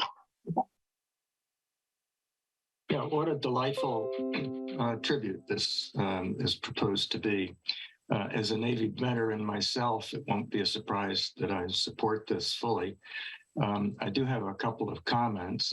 First, the Vietnam War wall in Washington, D.C. also missed a few names, and even recently they've added new names that have been discovered. So there ought to be a way to add names to it. Secondly, art ought not to be judged by its components. It ought to be judged as a work in its own, as a whole. I'd hate to think we accepted as a city a painting and started, taking scrapes of pigment and analyzing them for their various constituent contents. So I think he had a marvelous idea to use actual pieces of equipment used in war. What a marvelous idea that is. And third, I would just observe that people are hungry for stories. Not just list of names. They want to hear real stories about real people that struggled with hard decisions. And I think there's plenty of those to tell right here on Coast Side before they die. And we ought to capture those for use, at least in some future phase, if not in the first phase. And that could ultimately be a tourist attraction in and of itself. It is in other cities, so it ought to be here too. Thank you. Thank you, Bill. Any other speakers? Yes, Joyce Logan. Yes, thank you. I just wanted to say thanks to Erin. I donated my 3 minutes to her, so that made her 6 minutes. And thank her for expressing the story so eloquently. He's a man to be loved and honored and respected. And I think this is a great opportunity for the city. Thank you. Thank you, Joyce. No further speakers, Mayor. Okay, bringing it back to the council for questions and comments. Who would like to start? Harvey? I'm fully in support of what Erin has been talking about. I'll start with the obvious first, that the safety issue about that egress from the parking lot is something that we have to address. Having almost run over people leaving the parking lot, I definitely think we have to do something. Of the alternate sites that have been suggested for the sculpture, I think that the parking lot of City Hall makes the most sense. I think it's closest to where people will see it. And I really am 100% in favor of that kind of public art. The mural that's on the wall is very interesting. I hardly ever think about it. It's just it needs work, and I think as part of the refurbishing of that area, that would be a wonderful place to do it. My own personal feeling is that this tribute should not just be in the military, for military people, but for everybody who has put service above self in lots of different ways beside being in the military. It's also important that the view corridor from Main Street to the jail be preserved, and I've heard comments to that effect, and I think that's important that we do. So I am in favor of not just the temporary location there, but citing that as the first part of the area that would be dedicated to honoring those who have put service beyond self. So I'm 100% in favor. Thanks. Thank you, Harvey. Vice Mayor? Yeah, I will say ditto to everything that Harvey said. The view corridor is critically important. I'm not a space designer, but I think it's going to be a little challenging, but I think it can be done. And I'm really glad that Kikuchi and his firm have volunteered to come up with some at least preliminary ideas about how to turn that space into something that would be useful as a place not just to put Silvio's bell, but to honor our veterans as well. And I agree, the mural that's currently on the side of City Hall is not one that I think most people love.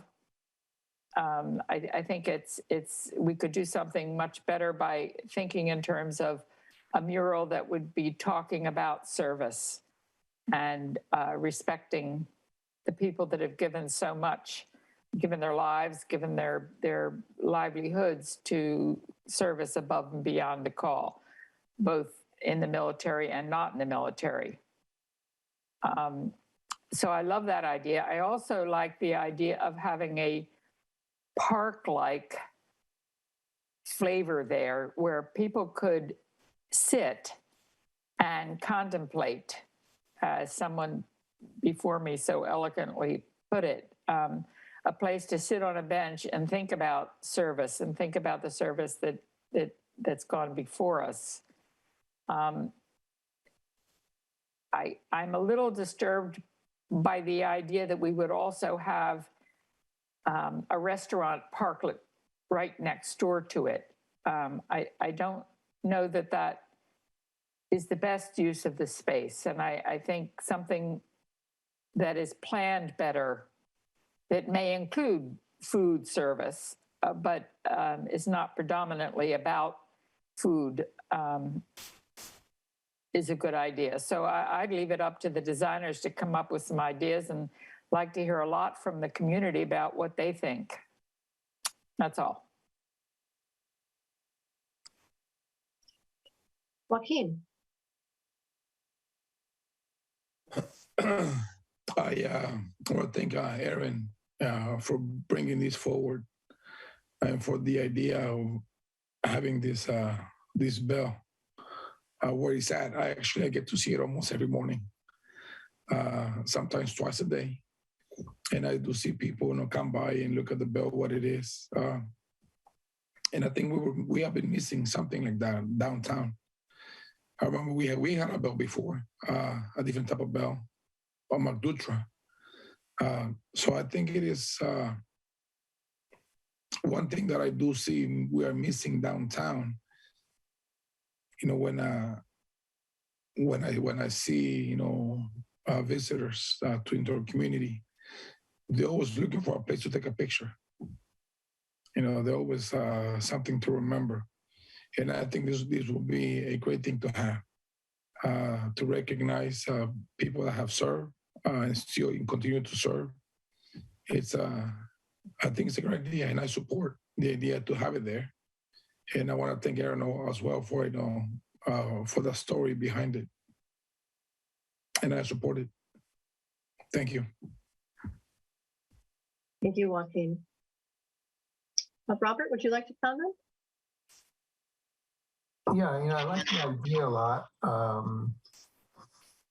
I think when you're considering establishing what I would consider a sacred space like that, I'm really interested in seeing if the design in that location can fit all the expectations and goals of such a site. And because it feels like somewhat of a small space, and we're talking about putting a lot of things in there, some parks, some meditation space, could be a wall of names, the bell, and just make sure that we can design to that space, and again, being pretty clear on what the expectations and goals are of that space. And I was thinking, I don't know if they are already involved. I think the Half Moon Bay Historical Society as a partner in this might be very valuable, because I know they've done a lot of good design in their space and figuring out pieces, and I could see the way they think, and putting up photos and stories could be a real valuable input from the work they do as well. So yeah, great. Yeah, so I think this is a great project. There's a lot of potential here. And I agree that I think the parking lot is a good place for it.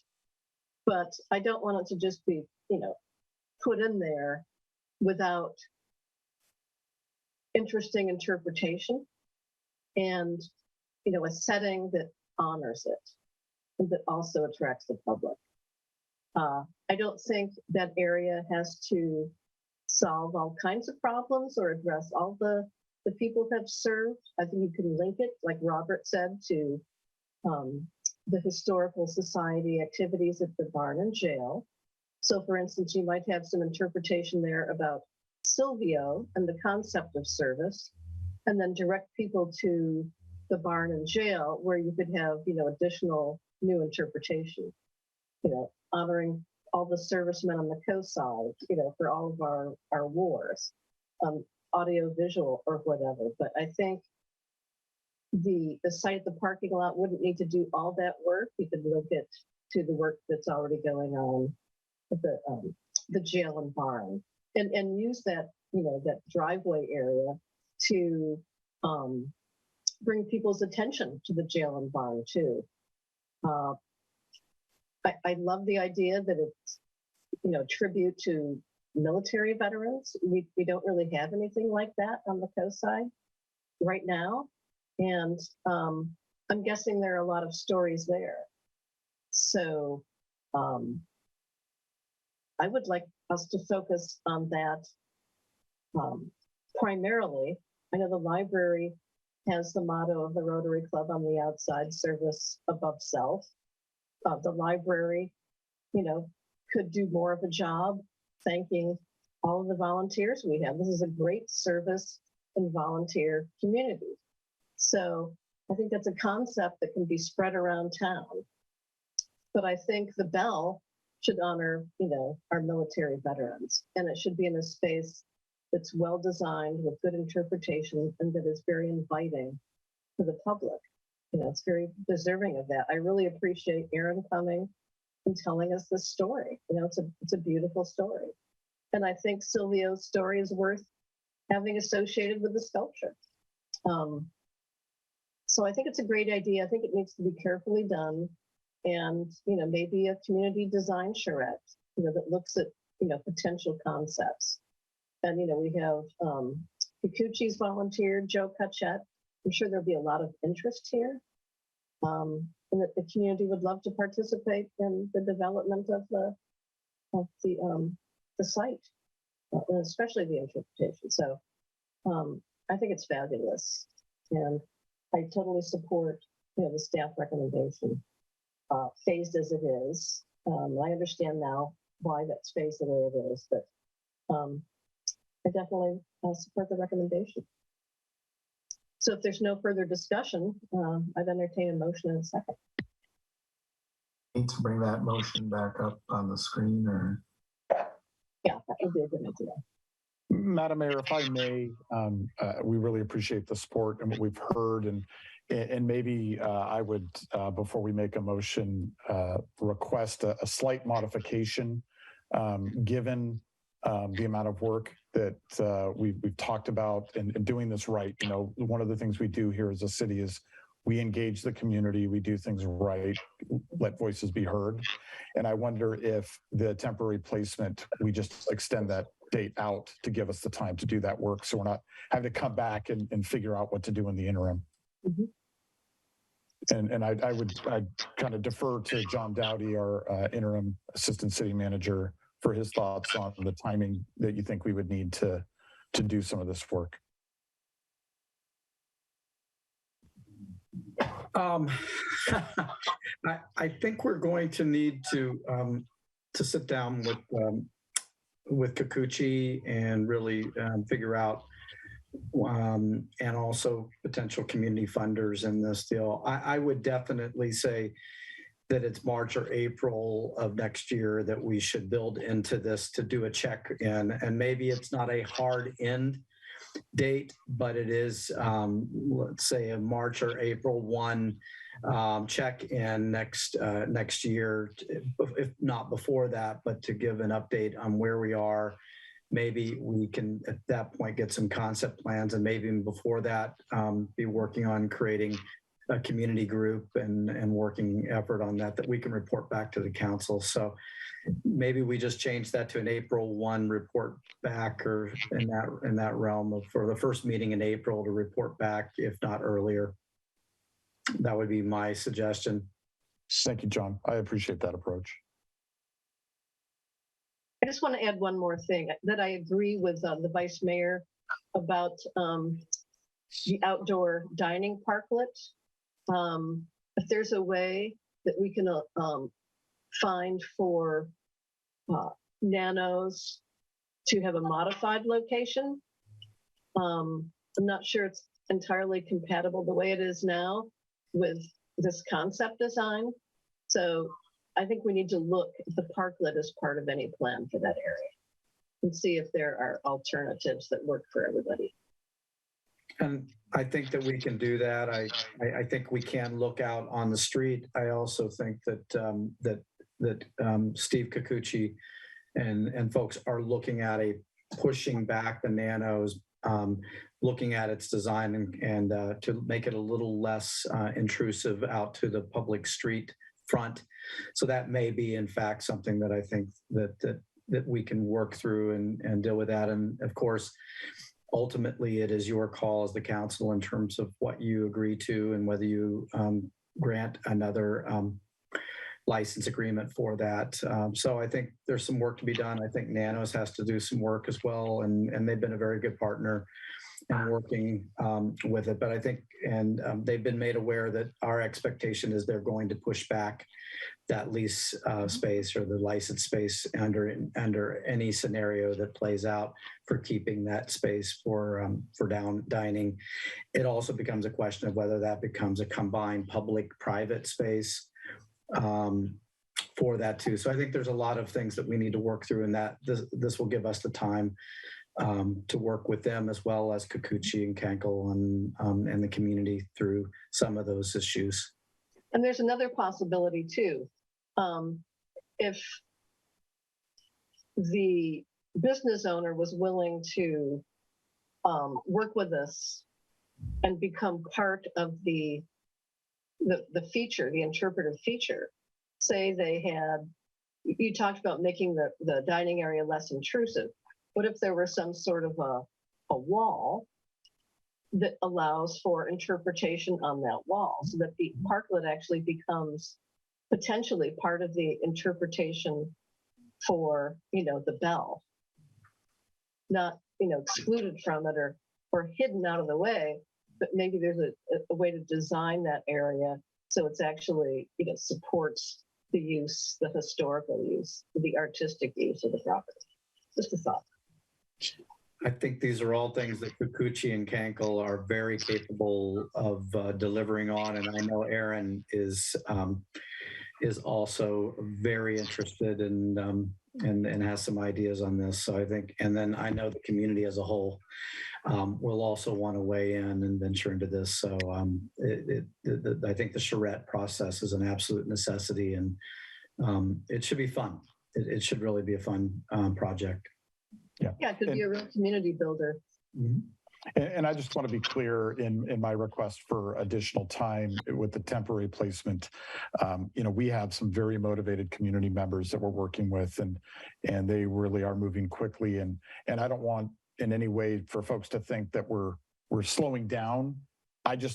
December 31st is going to come very soon, and I'd like to make sure that whatever happens with the process, that we have the space to work and do this right and keep things moving forward. So I like John's suggestion that at the very least we'll come back in April with an update, probably sooner is my guess.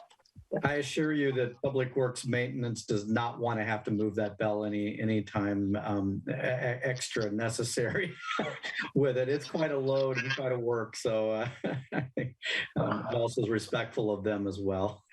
Let's keep those active citizens involved too, like Joyce Logan.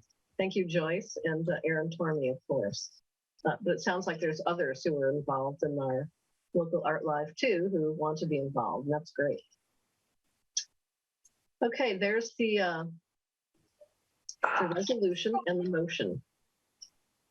I'll make a motion.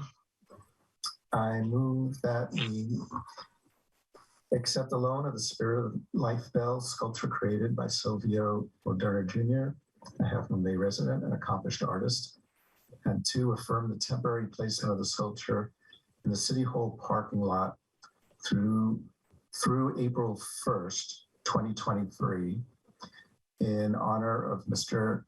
Medina's service to his country and for the service of all coastside veterans.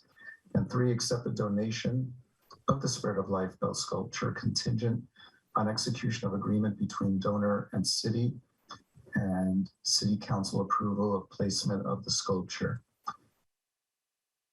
Now these 2 separate motions, Catherine, or one at a time, or can do both? I'm going to defer to John, but I think you might as well go ahead and move the next 1, 2, 3. We can, if you wish to, we can certainly amend the resolution to add anything that the council is supportive of exploring and working through the public space concept adjacent to City Hall. And we can add that in there as a fairly generic statement if that's the council's wish to do that, and we can do that all by one resolution. So John, I'm hearing that we don't need to do a separate motion for the.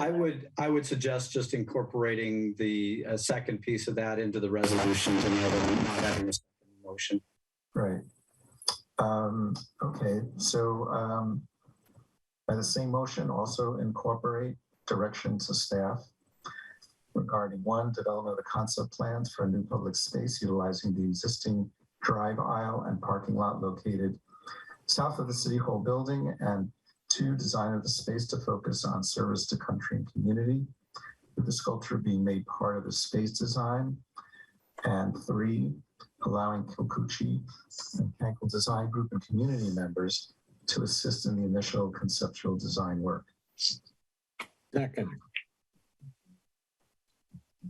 Roll call, please. Councilmember Brownstone, Yes. Councilmember Jimenez, Yes. Councilmember Rarbat, Yes. Vice Mayor Penrose, Yes. Mayor Reddick. Yes. Motion carries. Okay, I'm going to call a 5-minute recess before moving on to our continuation of our study session. So we will see you at 9 o'clock.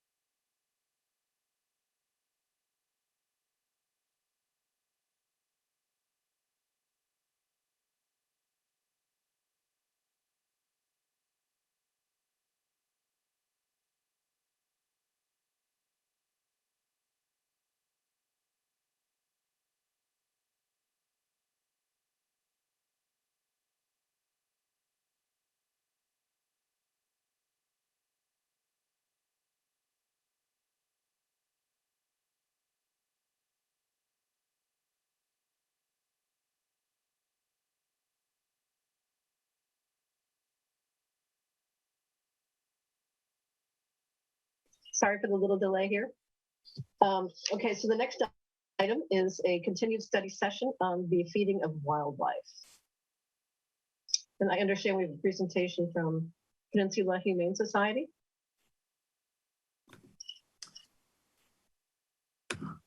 Thank you, Mayor. I'm going to do a quickie kind of update on where we are, and then I'm going to introduce our speaker, Nicole, and we'll go from there. She is with us, so I'll do this fairly quickly.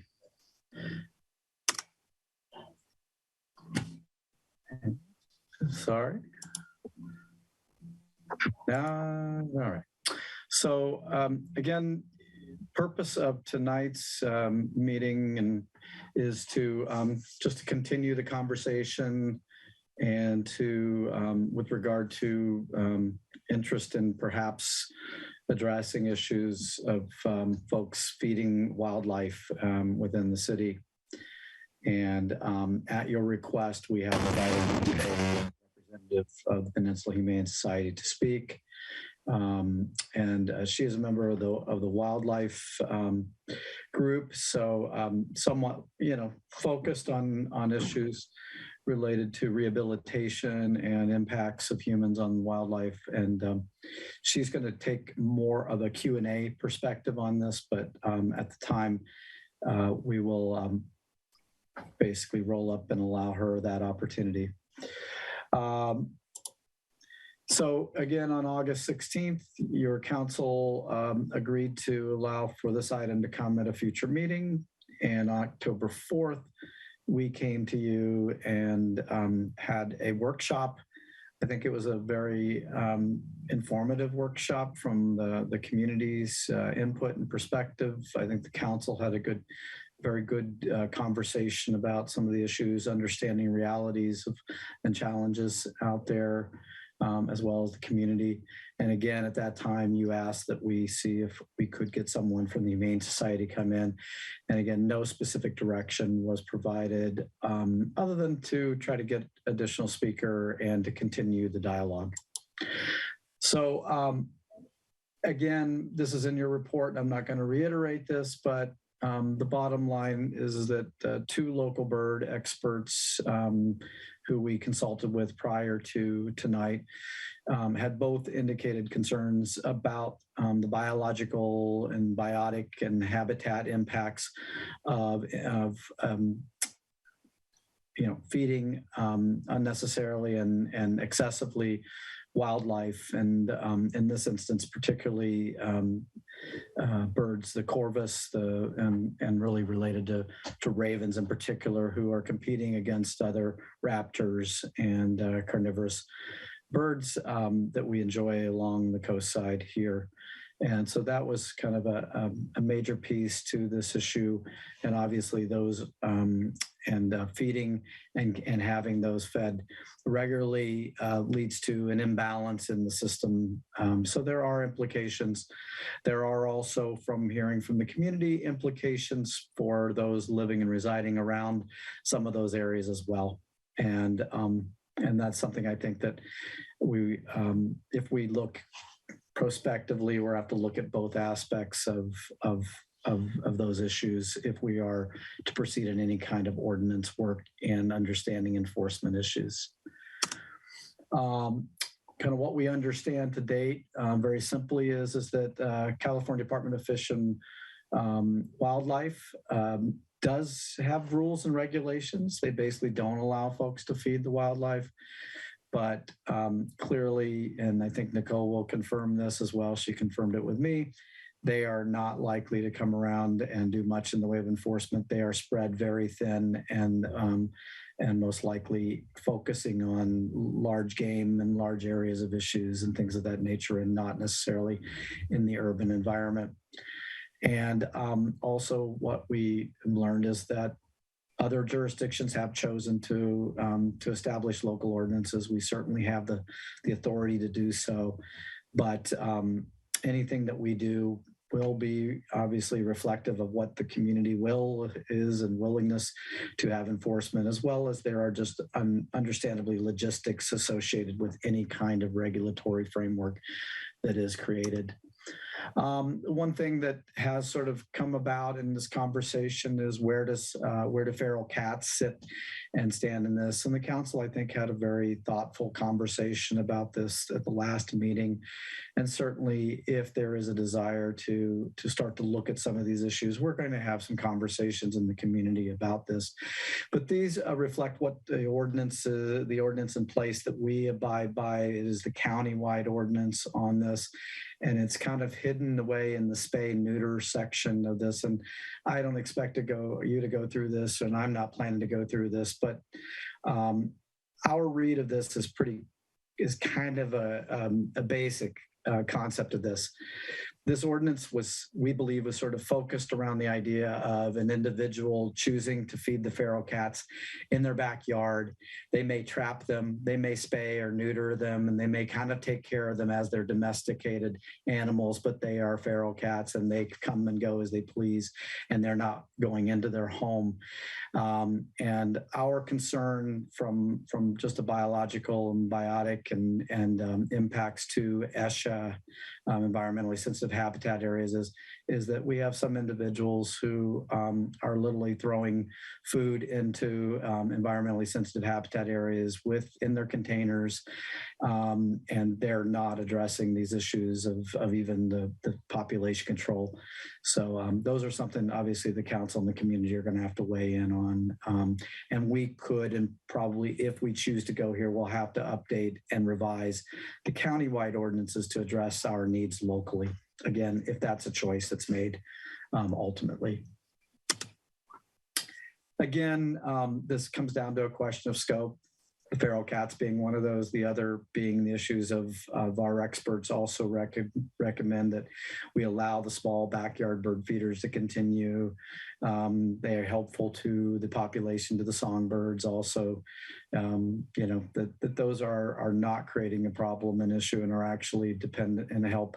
And some of our smaller birds and songbirds rely on those to some extent. And then ultimately, again, that the feral cats are impacting the habitat, they're impacting songbirds, they're impacting other endangered and threatened species as well. So again, a consideration in the scope that ultimately may or may not be chosen to proceed with. Again, I'm pleased to have and introduce to you Nicole Uyghur from the Peninsula Humane Society. What I recommend in this regard and how we sort of may want to proceed, but ultimately the mayor and council's choice, is that we allow Nicole to come up, and if council has specific questions to answer, I know Nicole will try her best to do so, and we really want to thank her. She's actually on her vacation time here and agreed to come in tonight to speak with the community and the council. And ultimately, when you take comment from the community, we'd also recommend that if they have questions, that we write those questions down, and Nicole can answer perhaps those questions that they may have in terms of the community comments and questions that may come up. And then ultimately, it's open to the council for further direction in terms of how you want us, how you like us to proceed in the future with regard to this item. And that concludes my presentation. And let us please welcome Nicole Uyghur. Hi, thanks for having me. So what I do is I manage our Wildlife Care Center. This is a part of the Peninsula Humane Society where we take in sick, injured, and orphaned wildlife from the surrounding areas, local wildlife, and with the whole goal of them remaining wild and going back to the wild. So that's what we do. We also do have like a hotline where we try and help the public to live with wildlife. So that's also a resource for people.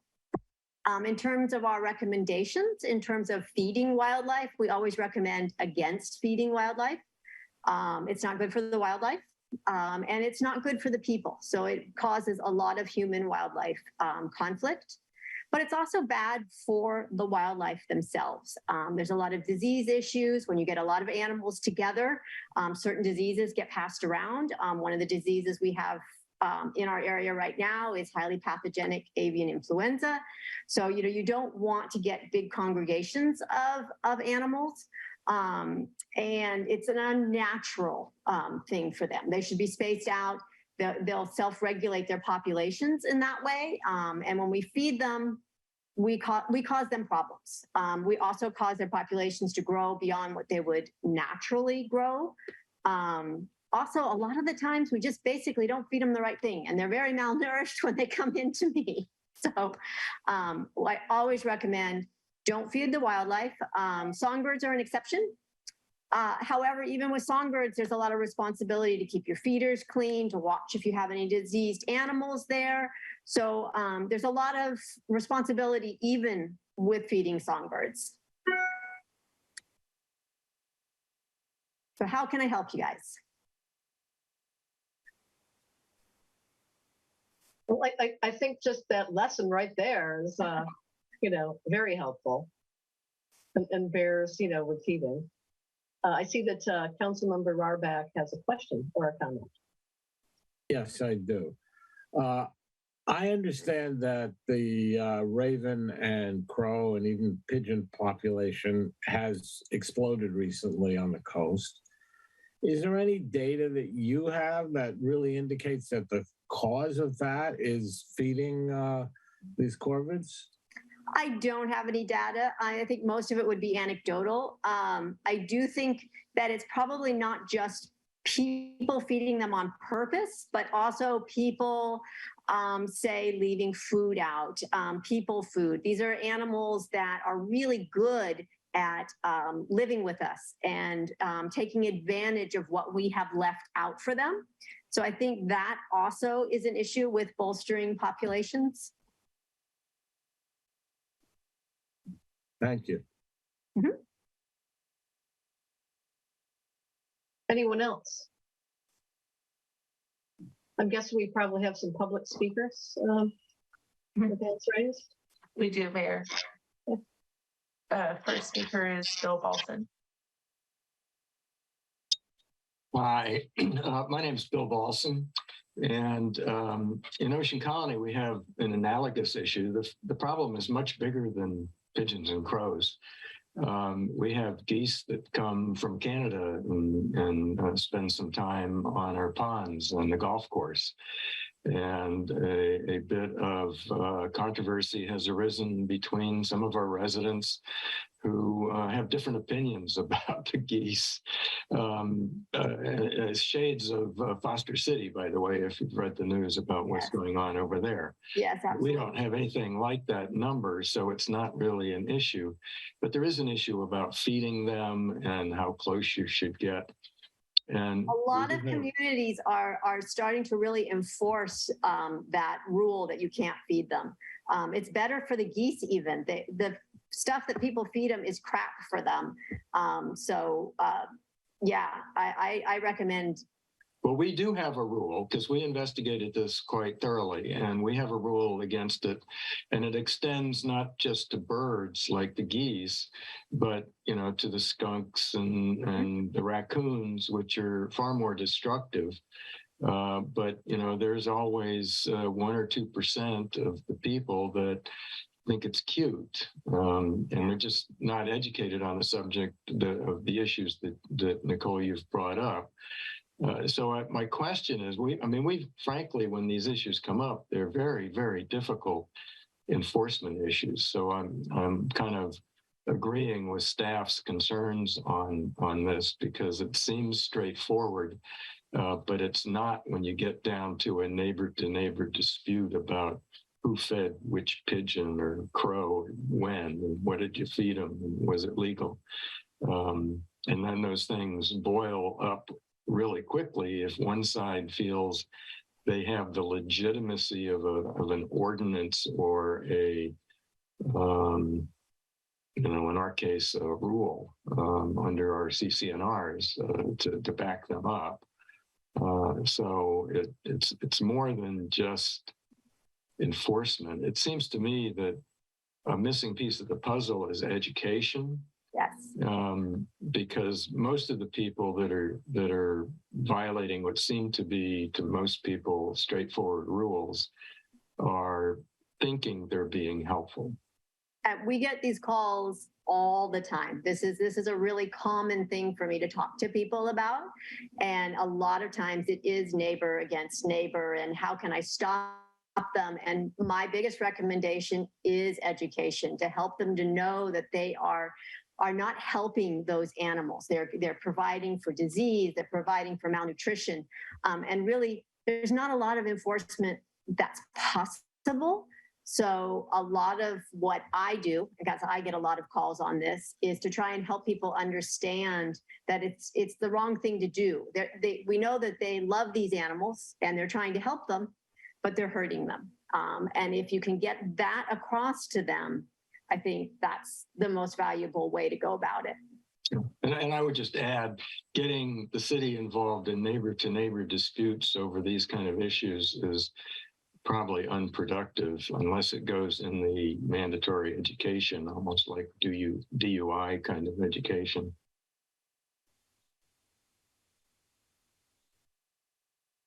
Next speaker is Leanne Tarling. Hi, thank you so much for letting me speak. And thank you, Nicole, for coming on this evening. In my neighborhood, in my direct block, we have been severely affected by a feeder.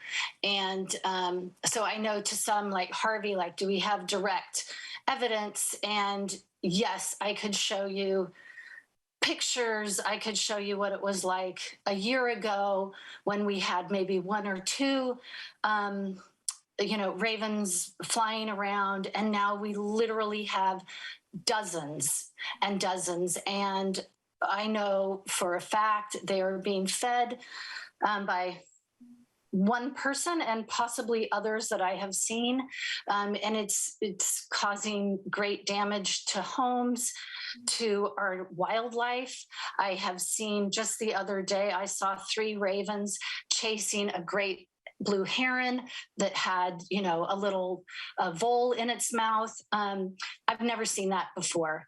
I've seen, it's intense. And the feeding, especially by a particular individual is done multiple times a day. And it's extremely disheartening. I've lived on the coast for over 35 years. I walk out every day. It's just beautiful to see, but this is just, I don't know what the education component really looks like for some people who perhaps are compulsively feeding. And I don't know how we address that other than the city enforcing and adopting and enforcing an ordinance. It's, I've spoken to other people as well, and I know other community members. So it's become a problem over the last, I would say 14, 15 months. It's just gone from zero to insane. It's a really, really hard issue. And especially if you're talking about corvids are really smart birds. If they know where the food is, that's where they're going to go. They're really smart, and they're really good at taking advantage of humans. So I don't know if it's any possibility to help this person understand. You might bring up to them that right now we're dealing with a disease process called highly pathogenic avian influenza. We've been losing a lot of birds to that. That's something that I deal with at work, but that's something that corvids are susceptible to. But so by bringing them all together like that, you are endangering them. And I don't know if that would help them, because they love those birds, to not feed them and to let them be in their natural state. It probably takes a little while to get them to go away again. But most of the time people do it because they love wildlife and they don't understand that they're hurting them so much. Some people can be convinced, some people can't. Yeah, that is my understanding in this case, that people really love wildlife and don't actually understand the damage that they're doing. And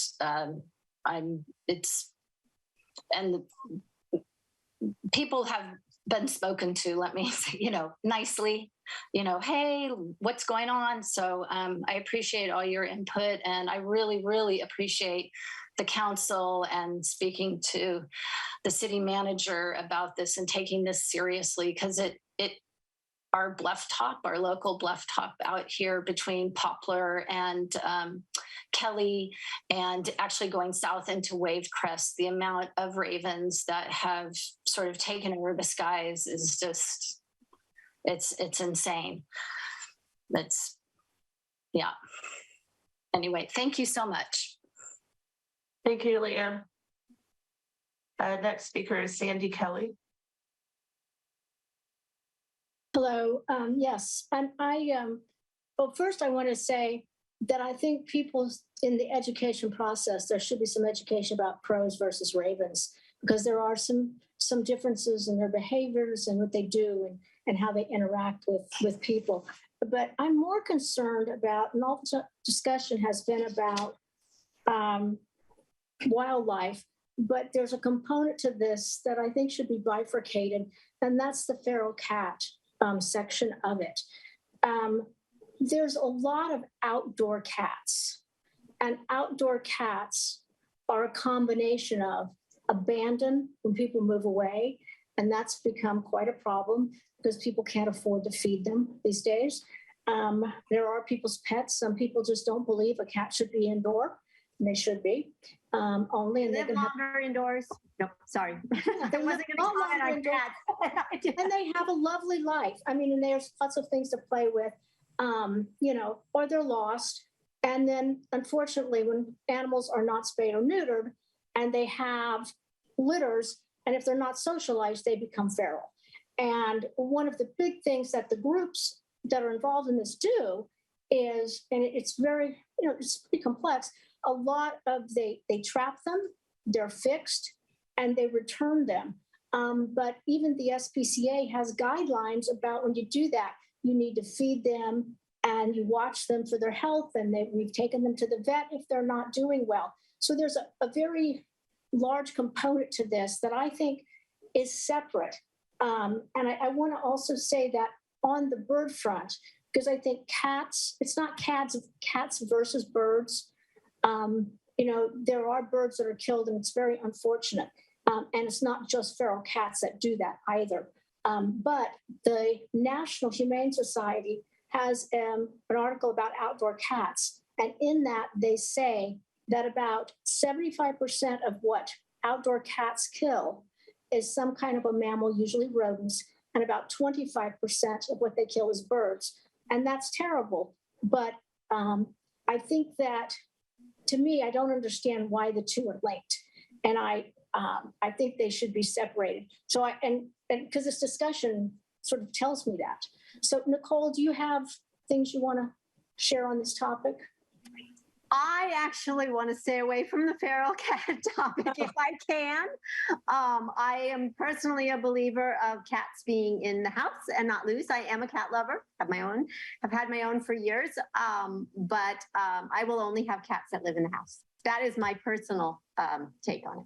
Well, and the organization that I am involved with, some cats can actually be adopted, right? If they are just abandoned, somebody's moved away, and they are only adopted to people that will keep them 100% indoors. Pet cats should not be outdoors. It's a very terrible world out there for them to live in. So I don't know what the council, the mayor thinks about this, but as far as bifurcating, I see somebody telling me time, but I wasn't up yet. Okay, Robert, what are you trying to tell me? Time's up. My time wasn't up though when you were doing it. Sandy, I think that you've said a lot of good things that we need to think about. Next speaker is Usuario de Zu. Buenas noches. Buenas noches, señor. ¿Cómo está? Bien, gracias. Adelante, por favor. Yo quiero hablar también sobre los cuervos, lo que están causando no solamente a las personas, sino a los agricultores. So I also want to talk about crows and everything that they're causing to people, not just people, but farm workers.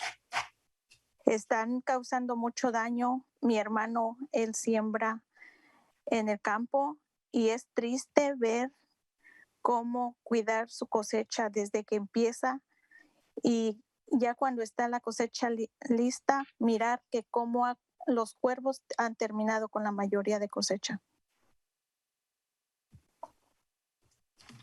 So really what the crows are causing, there is a lot of damage because my brother, he plants his crops and it's really sad to see that he always has to protect his crops.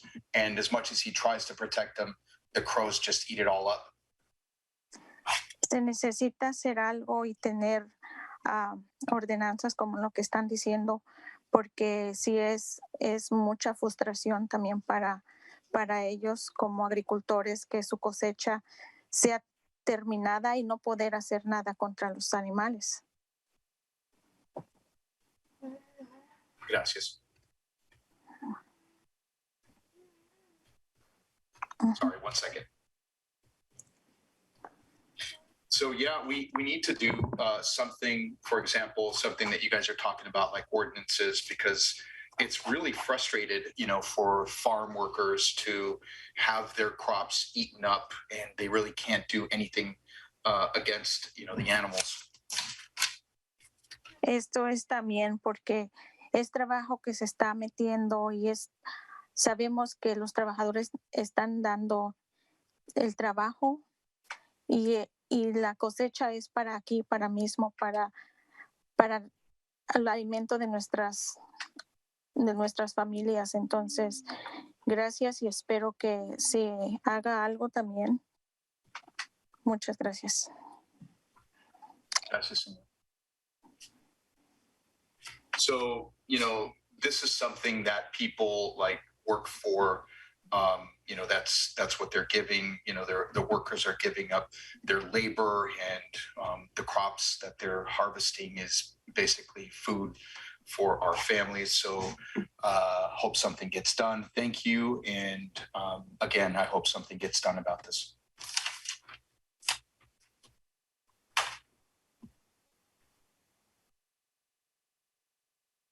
Okay, thank you. Next speaker is Margaret Gossett. Good evening. Thank you. I just wanted to say, I know, Harvey, you asked the question of whether there was data regarding the explosion of the population in relation to feeding. I think that's what you asked. But I just want to say that, you know, as Leanne Tarling had mentioned, there's one particular neighbor who's feeding the birds, the ravens and the pigeons multiple times a day. And if the birds actually show up at a specific time to be fed, they know that at 7:45 a.m., there are about 30 or 40 ravens lined up on this particular person's fence waiting to be fed, and pigeons are flying all over the place. And then consequently, the pigeons have caused a lot of property damage. And I know we spoke about that last time, but if you want to see it firsthand, at 7:45 a.m. at the end of Valdez, you could walk out and you could see the feeding and witness it and witness the birds, the number of birds. It's shocking. So I know neighbors have talked to this person. The county has been out there, Vector has been out there, and this person thinks they're doing a good thing. And we did discover that she's feeding them cat food. So I don't know if cat food is the right food for the ravens, but anyway, maybe Nicole, you could tell us what the impact of cat food is on the raven population. And then I also want to make a comment about the Canada goose population that could be growing in Half Moon Bay, in particular in Ocean Colony. I lived in a community where the U.S. Department of Agriculture asked us to cull our Canada goose population simply due to the fact that our lakes were being polluted with the fecal matter. One goose emits a pound of fecal matter a day. And they like to go and eat in grassy areas, and then they go into waterways and emit this fecal matter. And I know our local ocean water quality has been impaired with fecal matter, and it comes from wild animals, birds. So feeding of the Canada geese and other wild birds is detrimental to our environment and also public health. I mean, a lot of the neighbors that live near this particular feeder have had to clean their properties frequently of this fecal matter that accumulates on their property, on their decks, and on their roof. So anyway, thanks. Nicole, I would like you to tell us what you think of feeding ravens multiple times with cat food. I think the ravens probably like it. Yeah, they do. It's not a balanced diet for them. They are, I mean, they're very opportunistic. So I'm sure that is something. It's high protein. They would enjoy and would attract them. As far as how nutritious it is, I wouldn't say it was super well balanced, but it's not as bad as some of the other things people feed wildlife. But the big problem really isn't what she's feeding. The big problem is that she or he is feeding them, and you're getting a population growth. You're also getting animals that wouldn't be together, staying together, close together, spreading disease and things like that.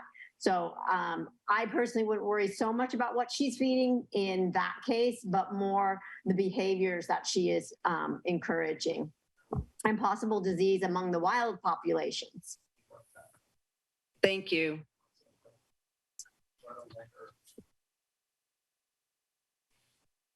Thank you. That concludes public comments, Mayor. Thank you. Yes, corvids are omnivores. Somebody mentioned to me that we identified them as carnivores. They're actually omnivores, opportunistic feeders. I think we should start with questions for Nicole or our staff. if you have them.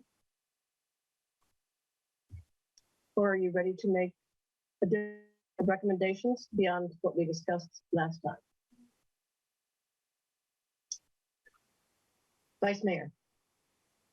Yeah, I just have one question for Nicole, and that is, has she heard of a community that has dealt with a situation like this successfully?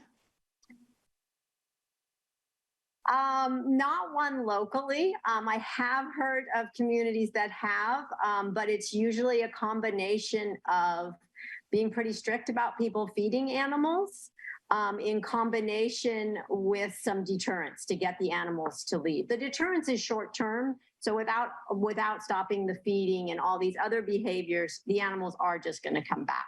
But the deterrents tend to work if you use a variety of deterrents. They're usually short-lived, and you get rid of the food source. So you get rid of why they're coming back.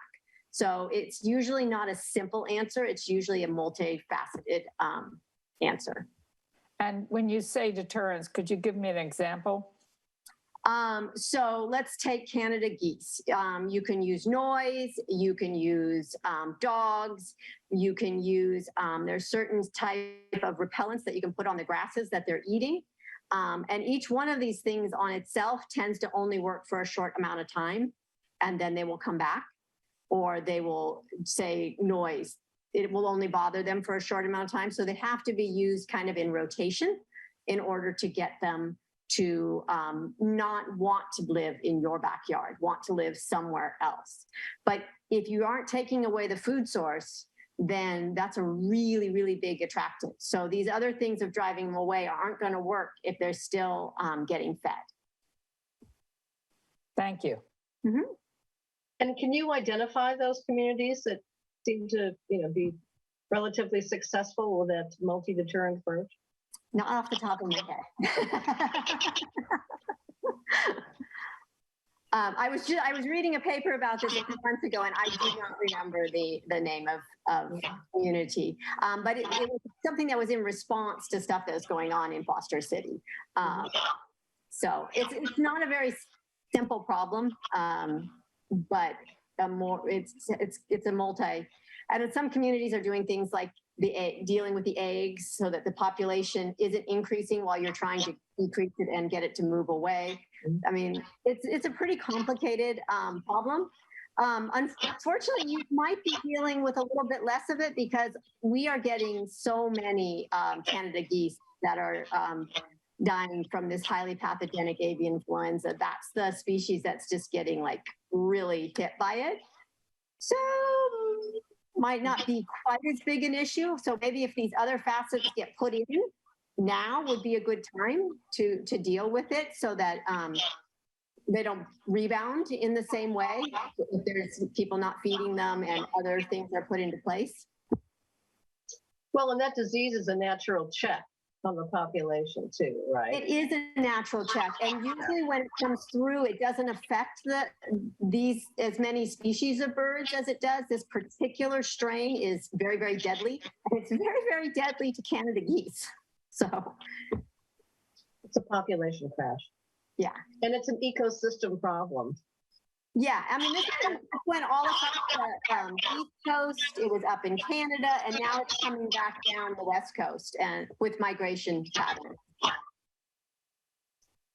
And it takes basically a conservation manager. I mean, that's what we do in national parks and wildlife preserves. You hire professional ecosystem managers to control those populations. It's very complex. And to keep it in check, in balance, and to keep people from feeding them and getting them out of balance. And we don't really have the resources to take that sort of approach. Other comments and questions? I actually saw a somewhat robust conversation about the wildlife issue over the weekend. And there was some discussion about no ordinance, something.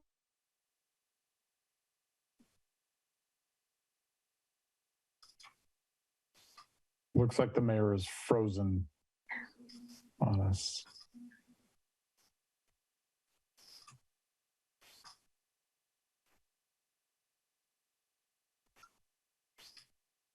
We could give her a moment, or the vice mayor could just jump in to maybe call on another council member. Yeah, Councilmember Brownstone. Yeah, I mean, I had a couple of comments.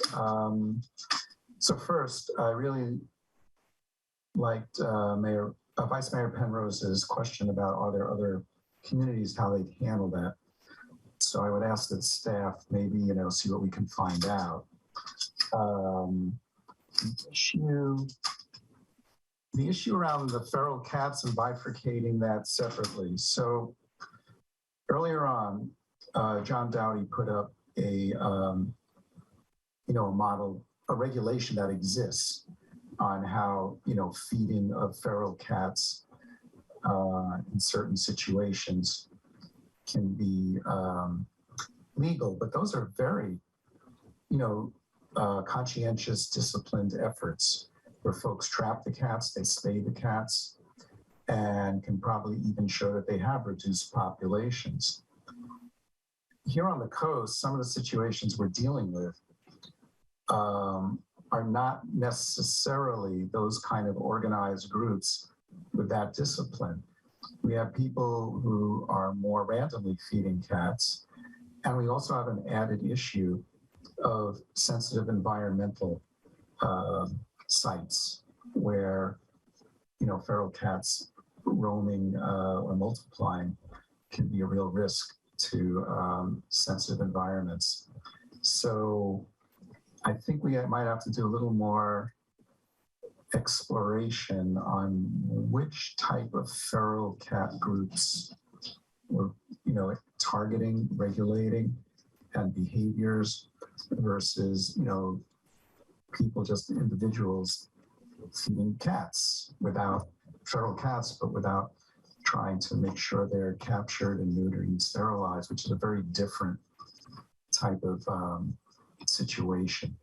So, and I think maybe other council members have received some emails regarding that kind of setup by people and organized groups versus what we're talking about that I've heard about what's going on the coast. And then when you have the individual neighbors, yeah, we do really need to come up with a strategy around that. I personally find it hard to understand why someone would want to upset that many neighbors. It's not like, I always like to look at life through someone else's perspective. What is this person thinking? Do they think if they didn't feed these birds that they would somehow, be starving? And we can certainly correct that thinking, but that's not the issue with ravens. They're not going to starve, they're just not going to congregate in this one place. So I think the education piece is important. And really making it clear to, and again, I don't know how neighbors have spoken to these individuals, but maybe we can get some guidance, bring some of our mental health workers in to coach some of these neighbors on how to talk to someone like that. And because otherwise I really get concerned that these things can really start blowing up. And people will escalate things in ways that aren't good for anybody, unless we offer them some alternatives. Alternative dispute resolution seems like something we might want to really investigate here and come up with. Again, if staff can figure out some models that are out there that have been successful, and maybe we can have the CARES folks help us out with something like that. There's always been disputes between neighbors and animals and, wild dog, in a backyard. There's always been these disputes. So how have they been handled in the past should offer hopefully some ideas and resolution. But I hear it. I'm going to go to Valdez at 7:45 in the morning and see this for myself so I get an idea what people are going through to educate myself on it. So. Thank you, Robert. Vice Mayor. I would agree with one of the speakers who said that the cats should be a separate issue from other wildlife. My feeling about the feral cats is that those people that are capturing them, vaccinating them, getting them spayed, and getting them adopted are doing a good service. Obviously, throwing food into our ESHA, our sensitive environment, is a no-no and dangerous for many reasons, not just because it attracts other animals, but because it destroys the plant life there as well, or has the potential to do that. You're not just feeding cats, you're mostly feeding raccoons and skunks right. and other animals. Exactly.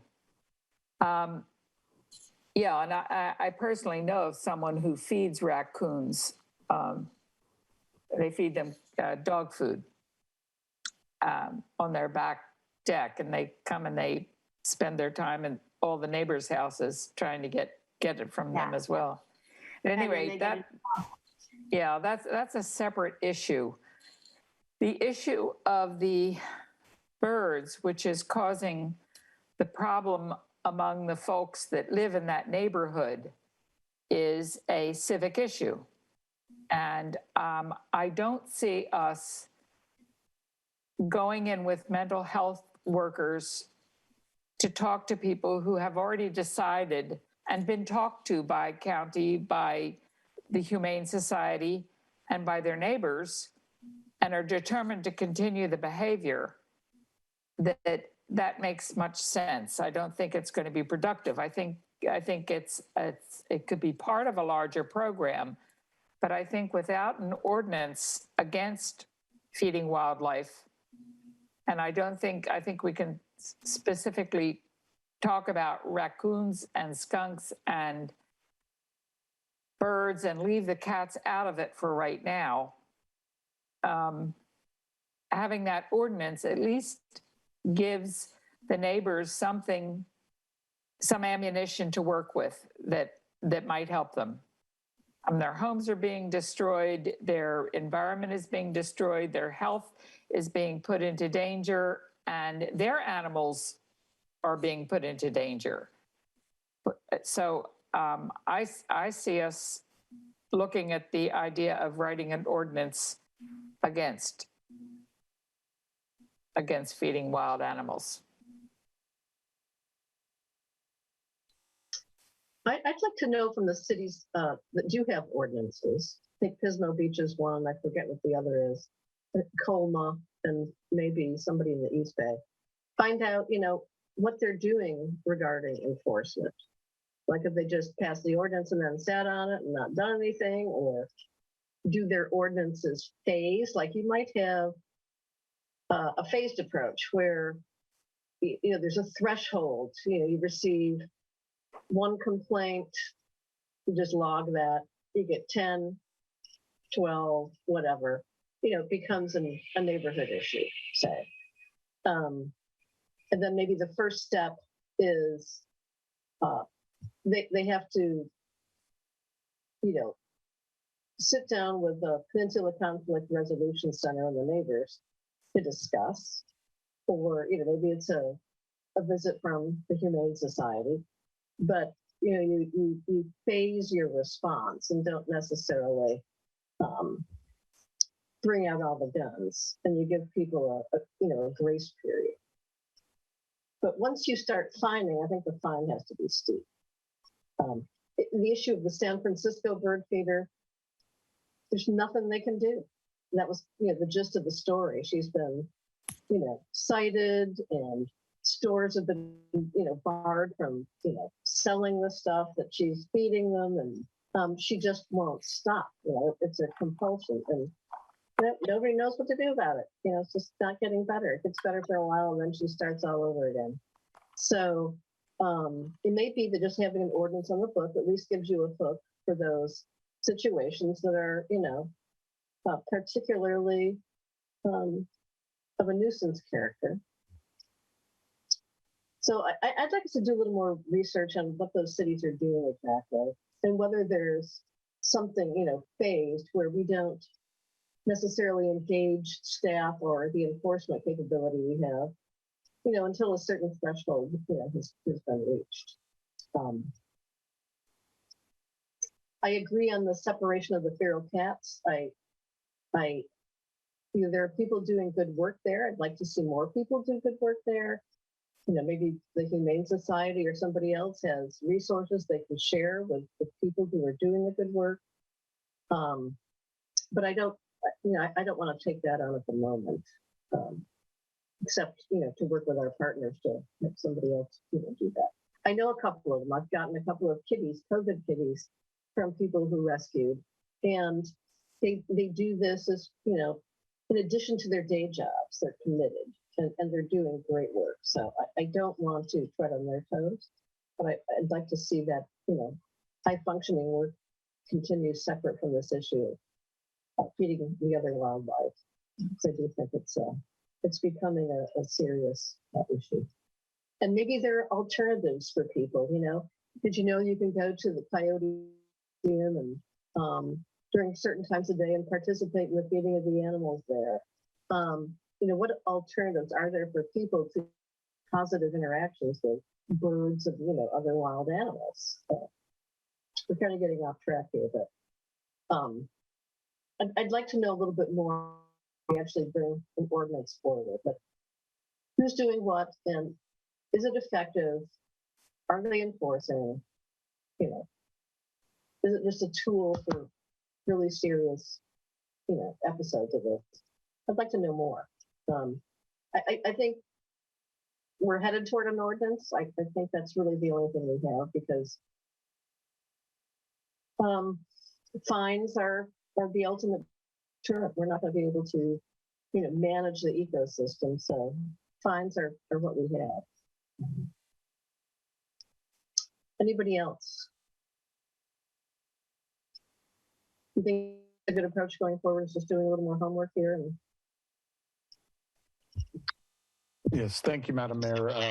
As you stated, we had already received some direction on this at our previous workshop, and I feel like, Nicole, we're so grateful for you joining us tonight, giving us your time. It's always better to have someone with some expertise that can really answer the questions specifically and provide some really good direction and advice and guidance. And we're very grateful for your time tonight. And I think the direction remains to continue to work towards an ordinance, do the research, and make sure we're bringing something back that addresses the issues. I think we've heard loud and clear that some level of separation between the feral cat feeding and this are required. I think there's probably still a little bit of overlap, but we'll bring some options forward in a draft ordinance, and we'll look to bring that back later this year or probably early next year. To write an ordinance properly, it does take the right amount of research, and we don't want to short sell this. In the meantime, we'll continue to look at education and signage to address those people that just need more information and will change their behavior when they're informed. I don't think it addresses the acute issues we've talked about tonight, but certainly there are a lot of people out there that just are unaware, and when educated, I think will change behavior. So. Yeah, I think we need to, we can start education right now. And, a lot of people saw the item in Community E-News. We should, have that in almost every edition, a couple times a month, and just repeat that. People see, people go back through next door, see it for the first time. So I think good education, art, and maybe, Coastside Land Trust can help out. There are partners out there who can companion, education activities. Yep. Like Alvaro Jaramillo, who's a great birder. So I would include the review and things that we could post on Nextdoor for education. People read that. And, Coastside Buzz, don't forget Coastside Buzz. And Coastside Buzz as well, right? Yep. And just use folks between those three things. People read a lot of that and get more educated, and then they can educate their neighbors as well. Yep. And a link to the Humane Society website. I don't know if Nicole, you wrote the to feed or not to feed page, but it's a really nice and kind of easy, almost story type approach to this to educate people. And I think linking people to that And again. we have a hotline too, so they can call us and talk to us about it, and we will do our best to educate them on, because we come from the wildlife side of it. We love wildlife, and so we hope we can impart to them why it's the most important thing is to not do it. Mm-hmm. That's great. Okay, well, I believe we've got the direction we need. All right. I appreciate this, and the next time we see you on this issue, we'll have a draft ordinance prepared for you to review. Thanks for having me. Bye. Thank you, Nicole. That was a really good presentation. Okay. Do we have any commissioner committee updates? We do not. We'll have some at our upcoming meeting in November. Okay. Do we have any city council reports? Harvey. As usual, I went to the Mid-Coast Community Council meeting, and the thing that I took away was that the council had worked very hard on writing a letter to the county about the Cypress Point affordable housing project. They had like a 3-page letter that documented or listed their concerns about infrastructure, about safety. It was pretty specific about what they were concerned about. So we'll see what happens. Mid-Penn is developing that project. That was the main thing that I learned at that meeting. Maybe they should move it to Half Moon Bay. I would love that. So I attended the City County Association of Governments meeting, and we heard an update on CCAG's micro mobility pilot project, where they're going to do e-bike sharing, scooters and things like that. And they've selected 2 cities to study, and that's Redwood City, and I believe the other one is Colma, South City. And then depending on how that goes, CK could probably beef up the program and put more money into, grants for transferring that knowledge to other communities who are interested in doing it. Millbrae and Burlingame are about to launch a joint e-bike sharing program. It might be something we want to consider. Let's see, how this turns out. It's about a 6-month or 9-month pilot project. It'll provide useful information. We also heard about CCAG's scope of work for developing an equity policy, which would be equity in all policies and programs, looking at transportation and circulation projects through an equity lens. And it's kind of an exciting project. It's a complicated project. As to how you do that, how you change people's perceptions about public policy. But it's something that was needed to be done. There have been decisions on transportation funding that skewed to the bigger communities, ignoring some of the smaller and economically disadvantaged communities. So this is something that's pretty welcome. And I have a bunch of other meetings coming up this week. Subcommittee meetings. There's a SAM meeting next Monday that Harvey's going to attend. So we'll have more to report at the next meeting. Future items. Does anybody have one they'd like to suggest for future agenda discussion? I know that the request that Joaquin made about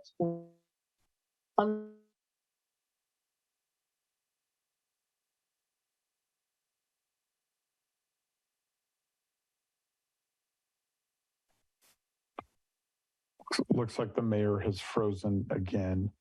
But I think she was referencing a request from Councilmember Jimenez as a follow-up to a previous brief discussion on unleashed dogs on Poplar Beach, and staff is preparing to bring that forward, I believe, in November. Oh, there we go.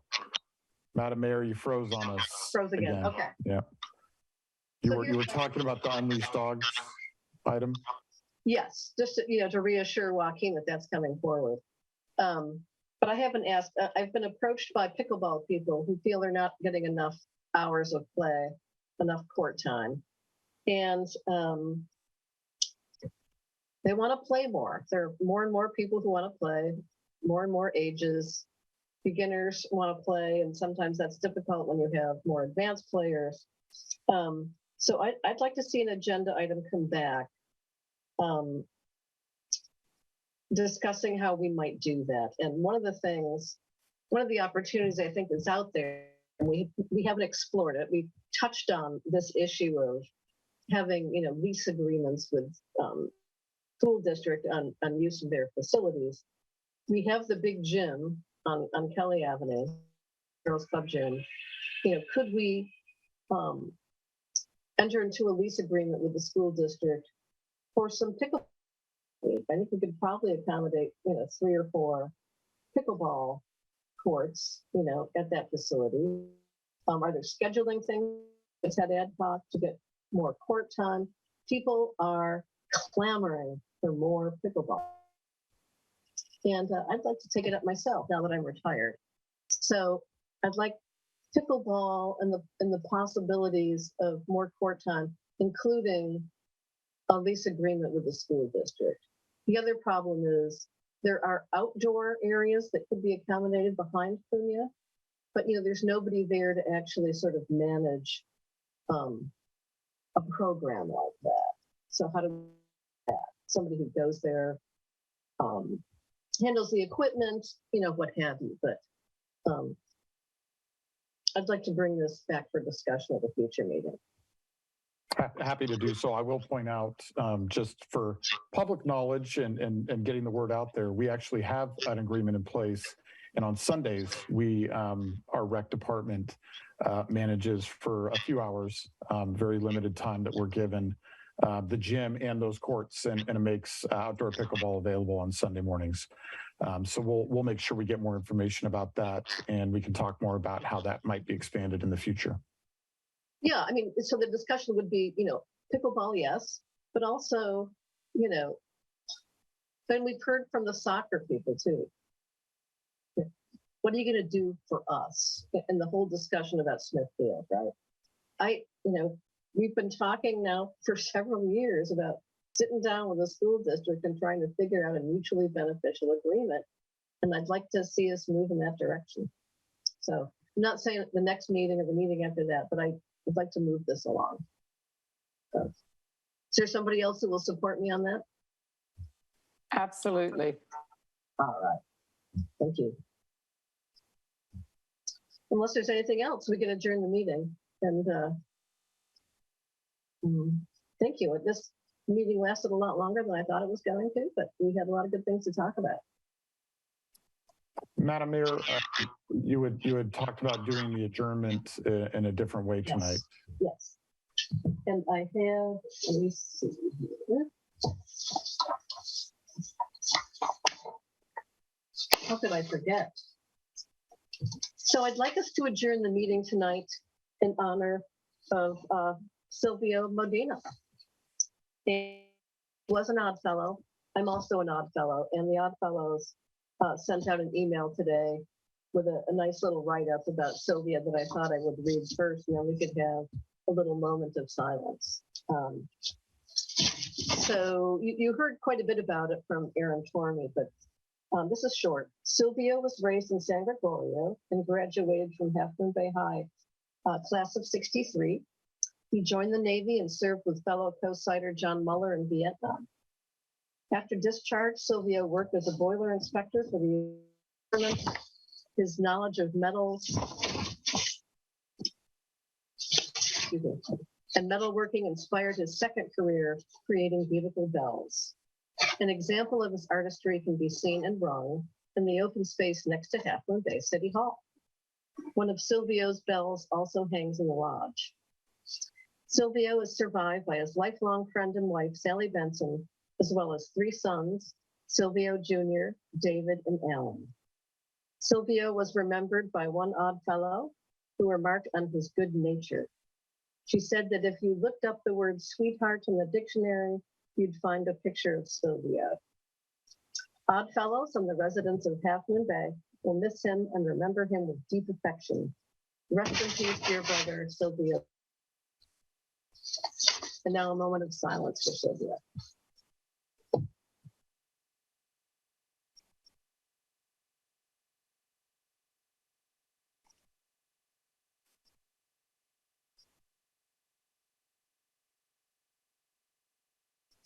Silvio, I'll remember him as being cute as a button, in addition to being a sweetheart and a great artist.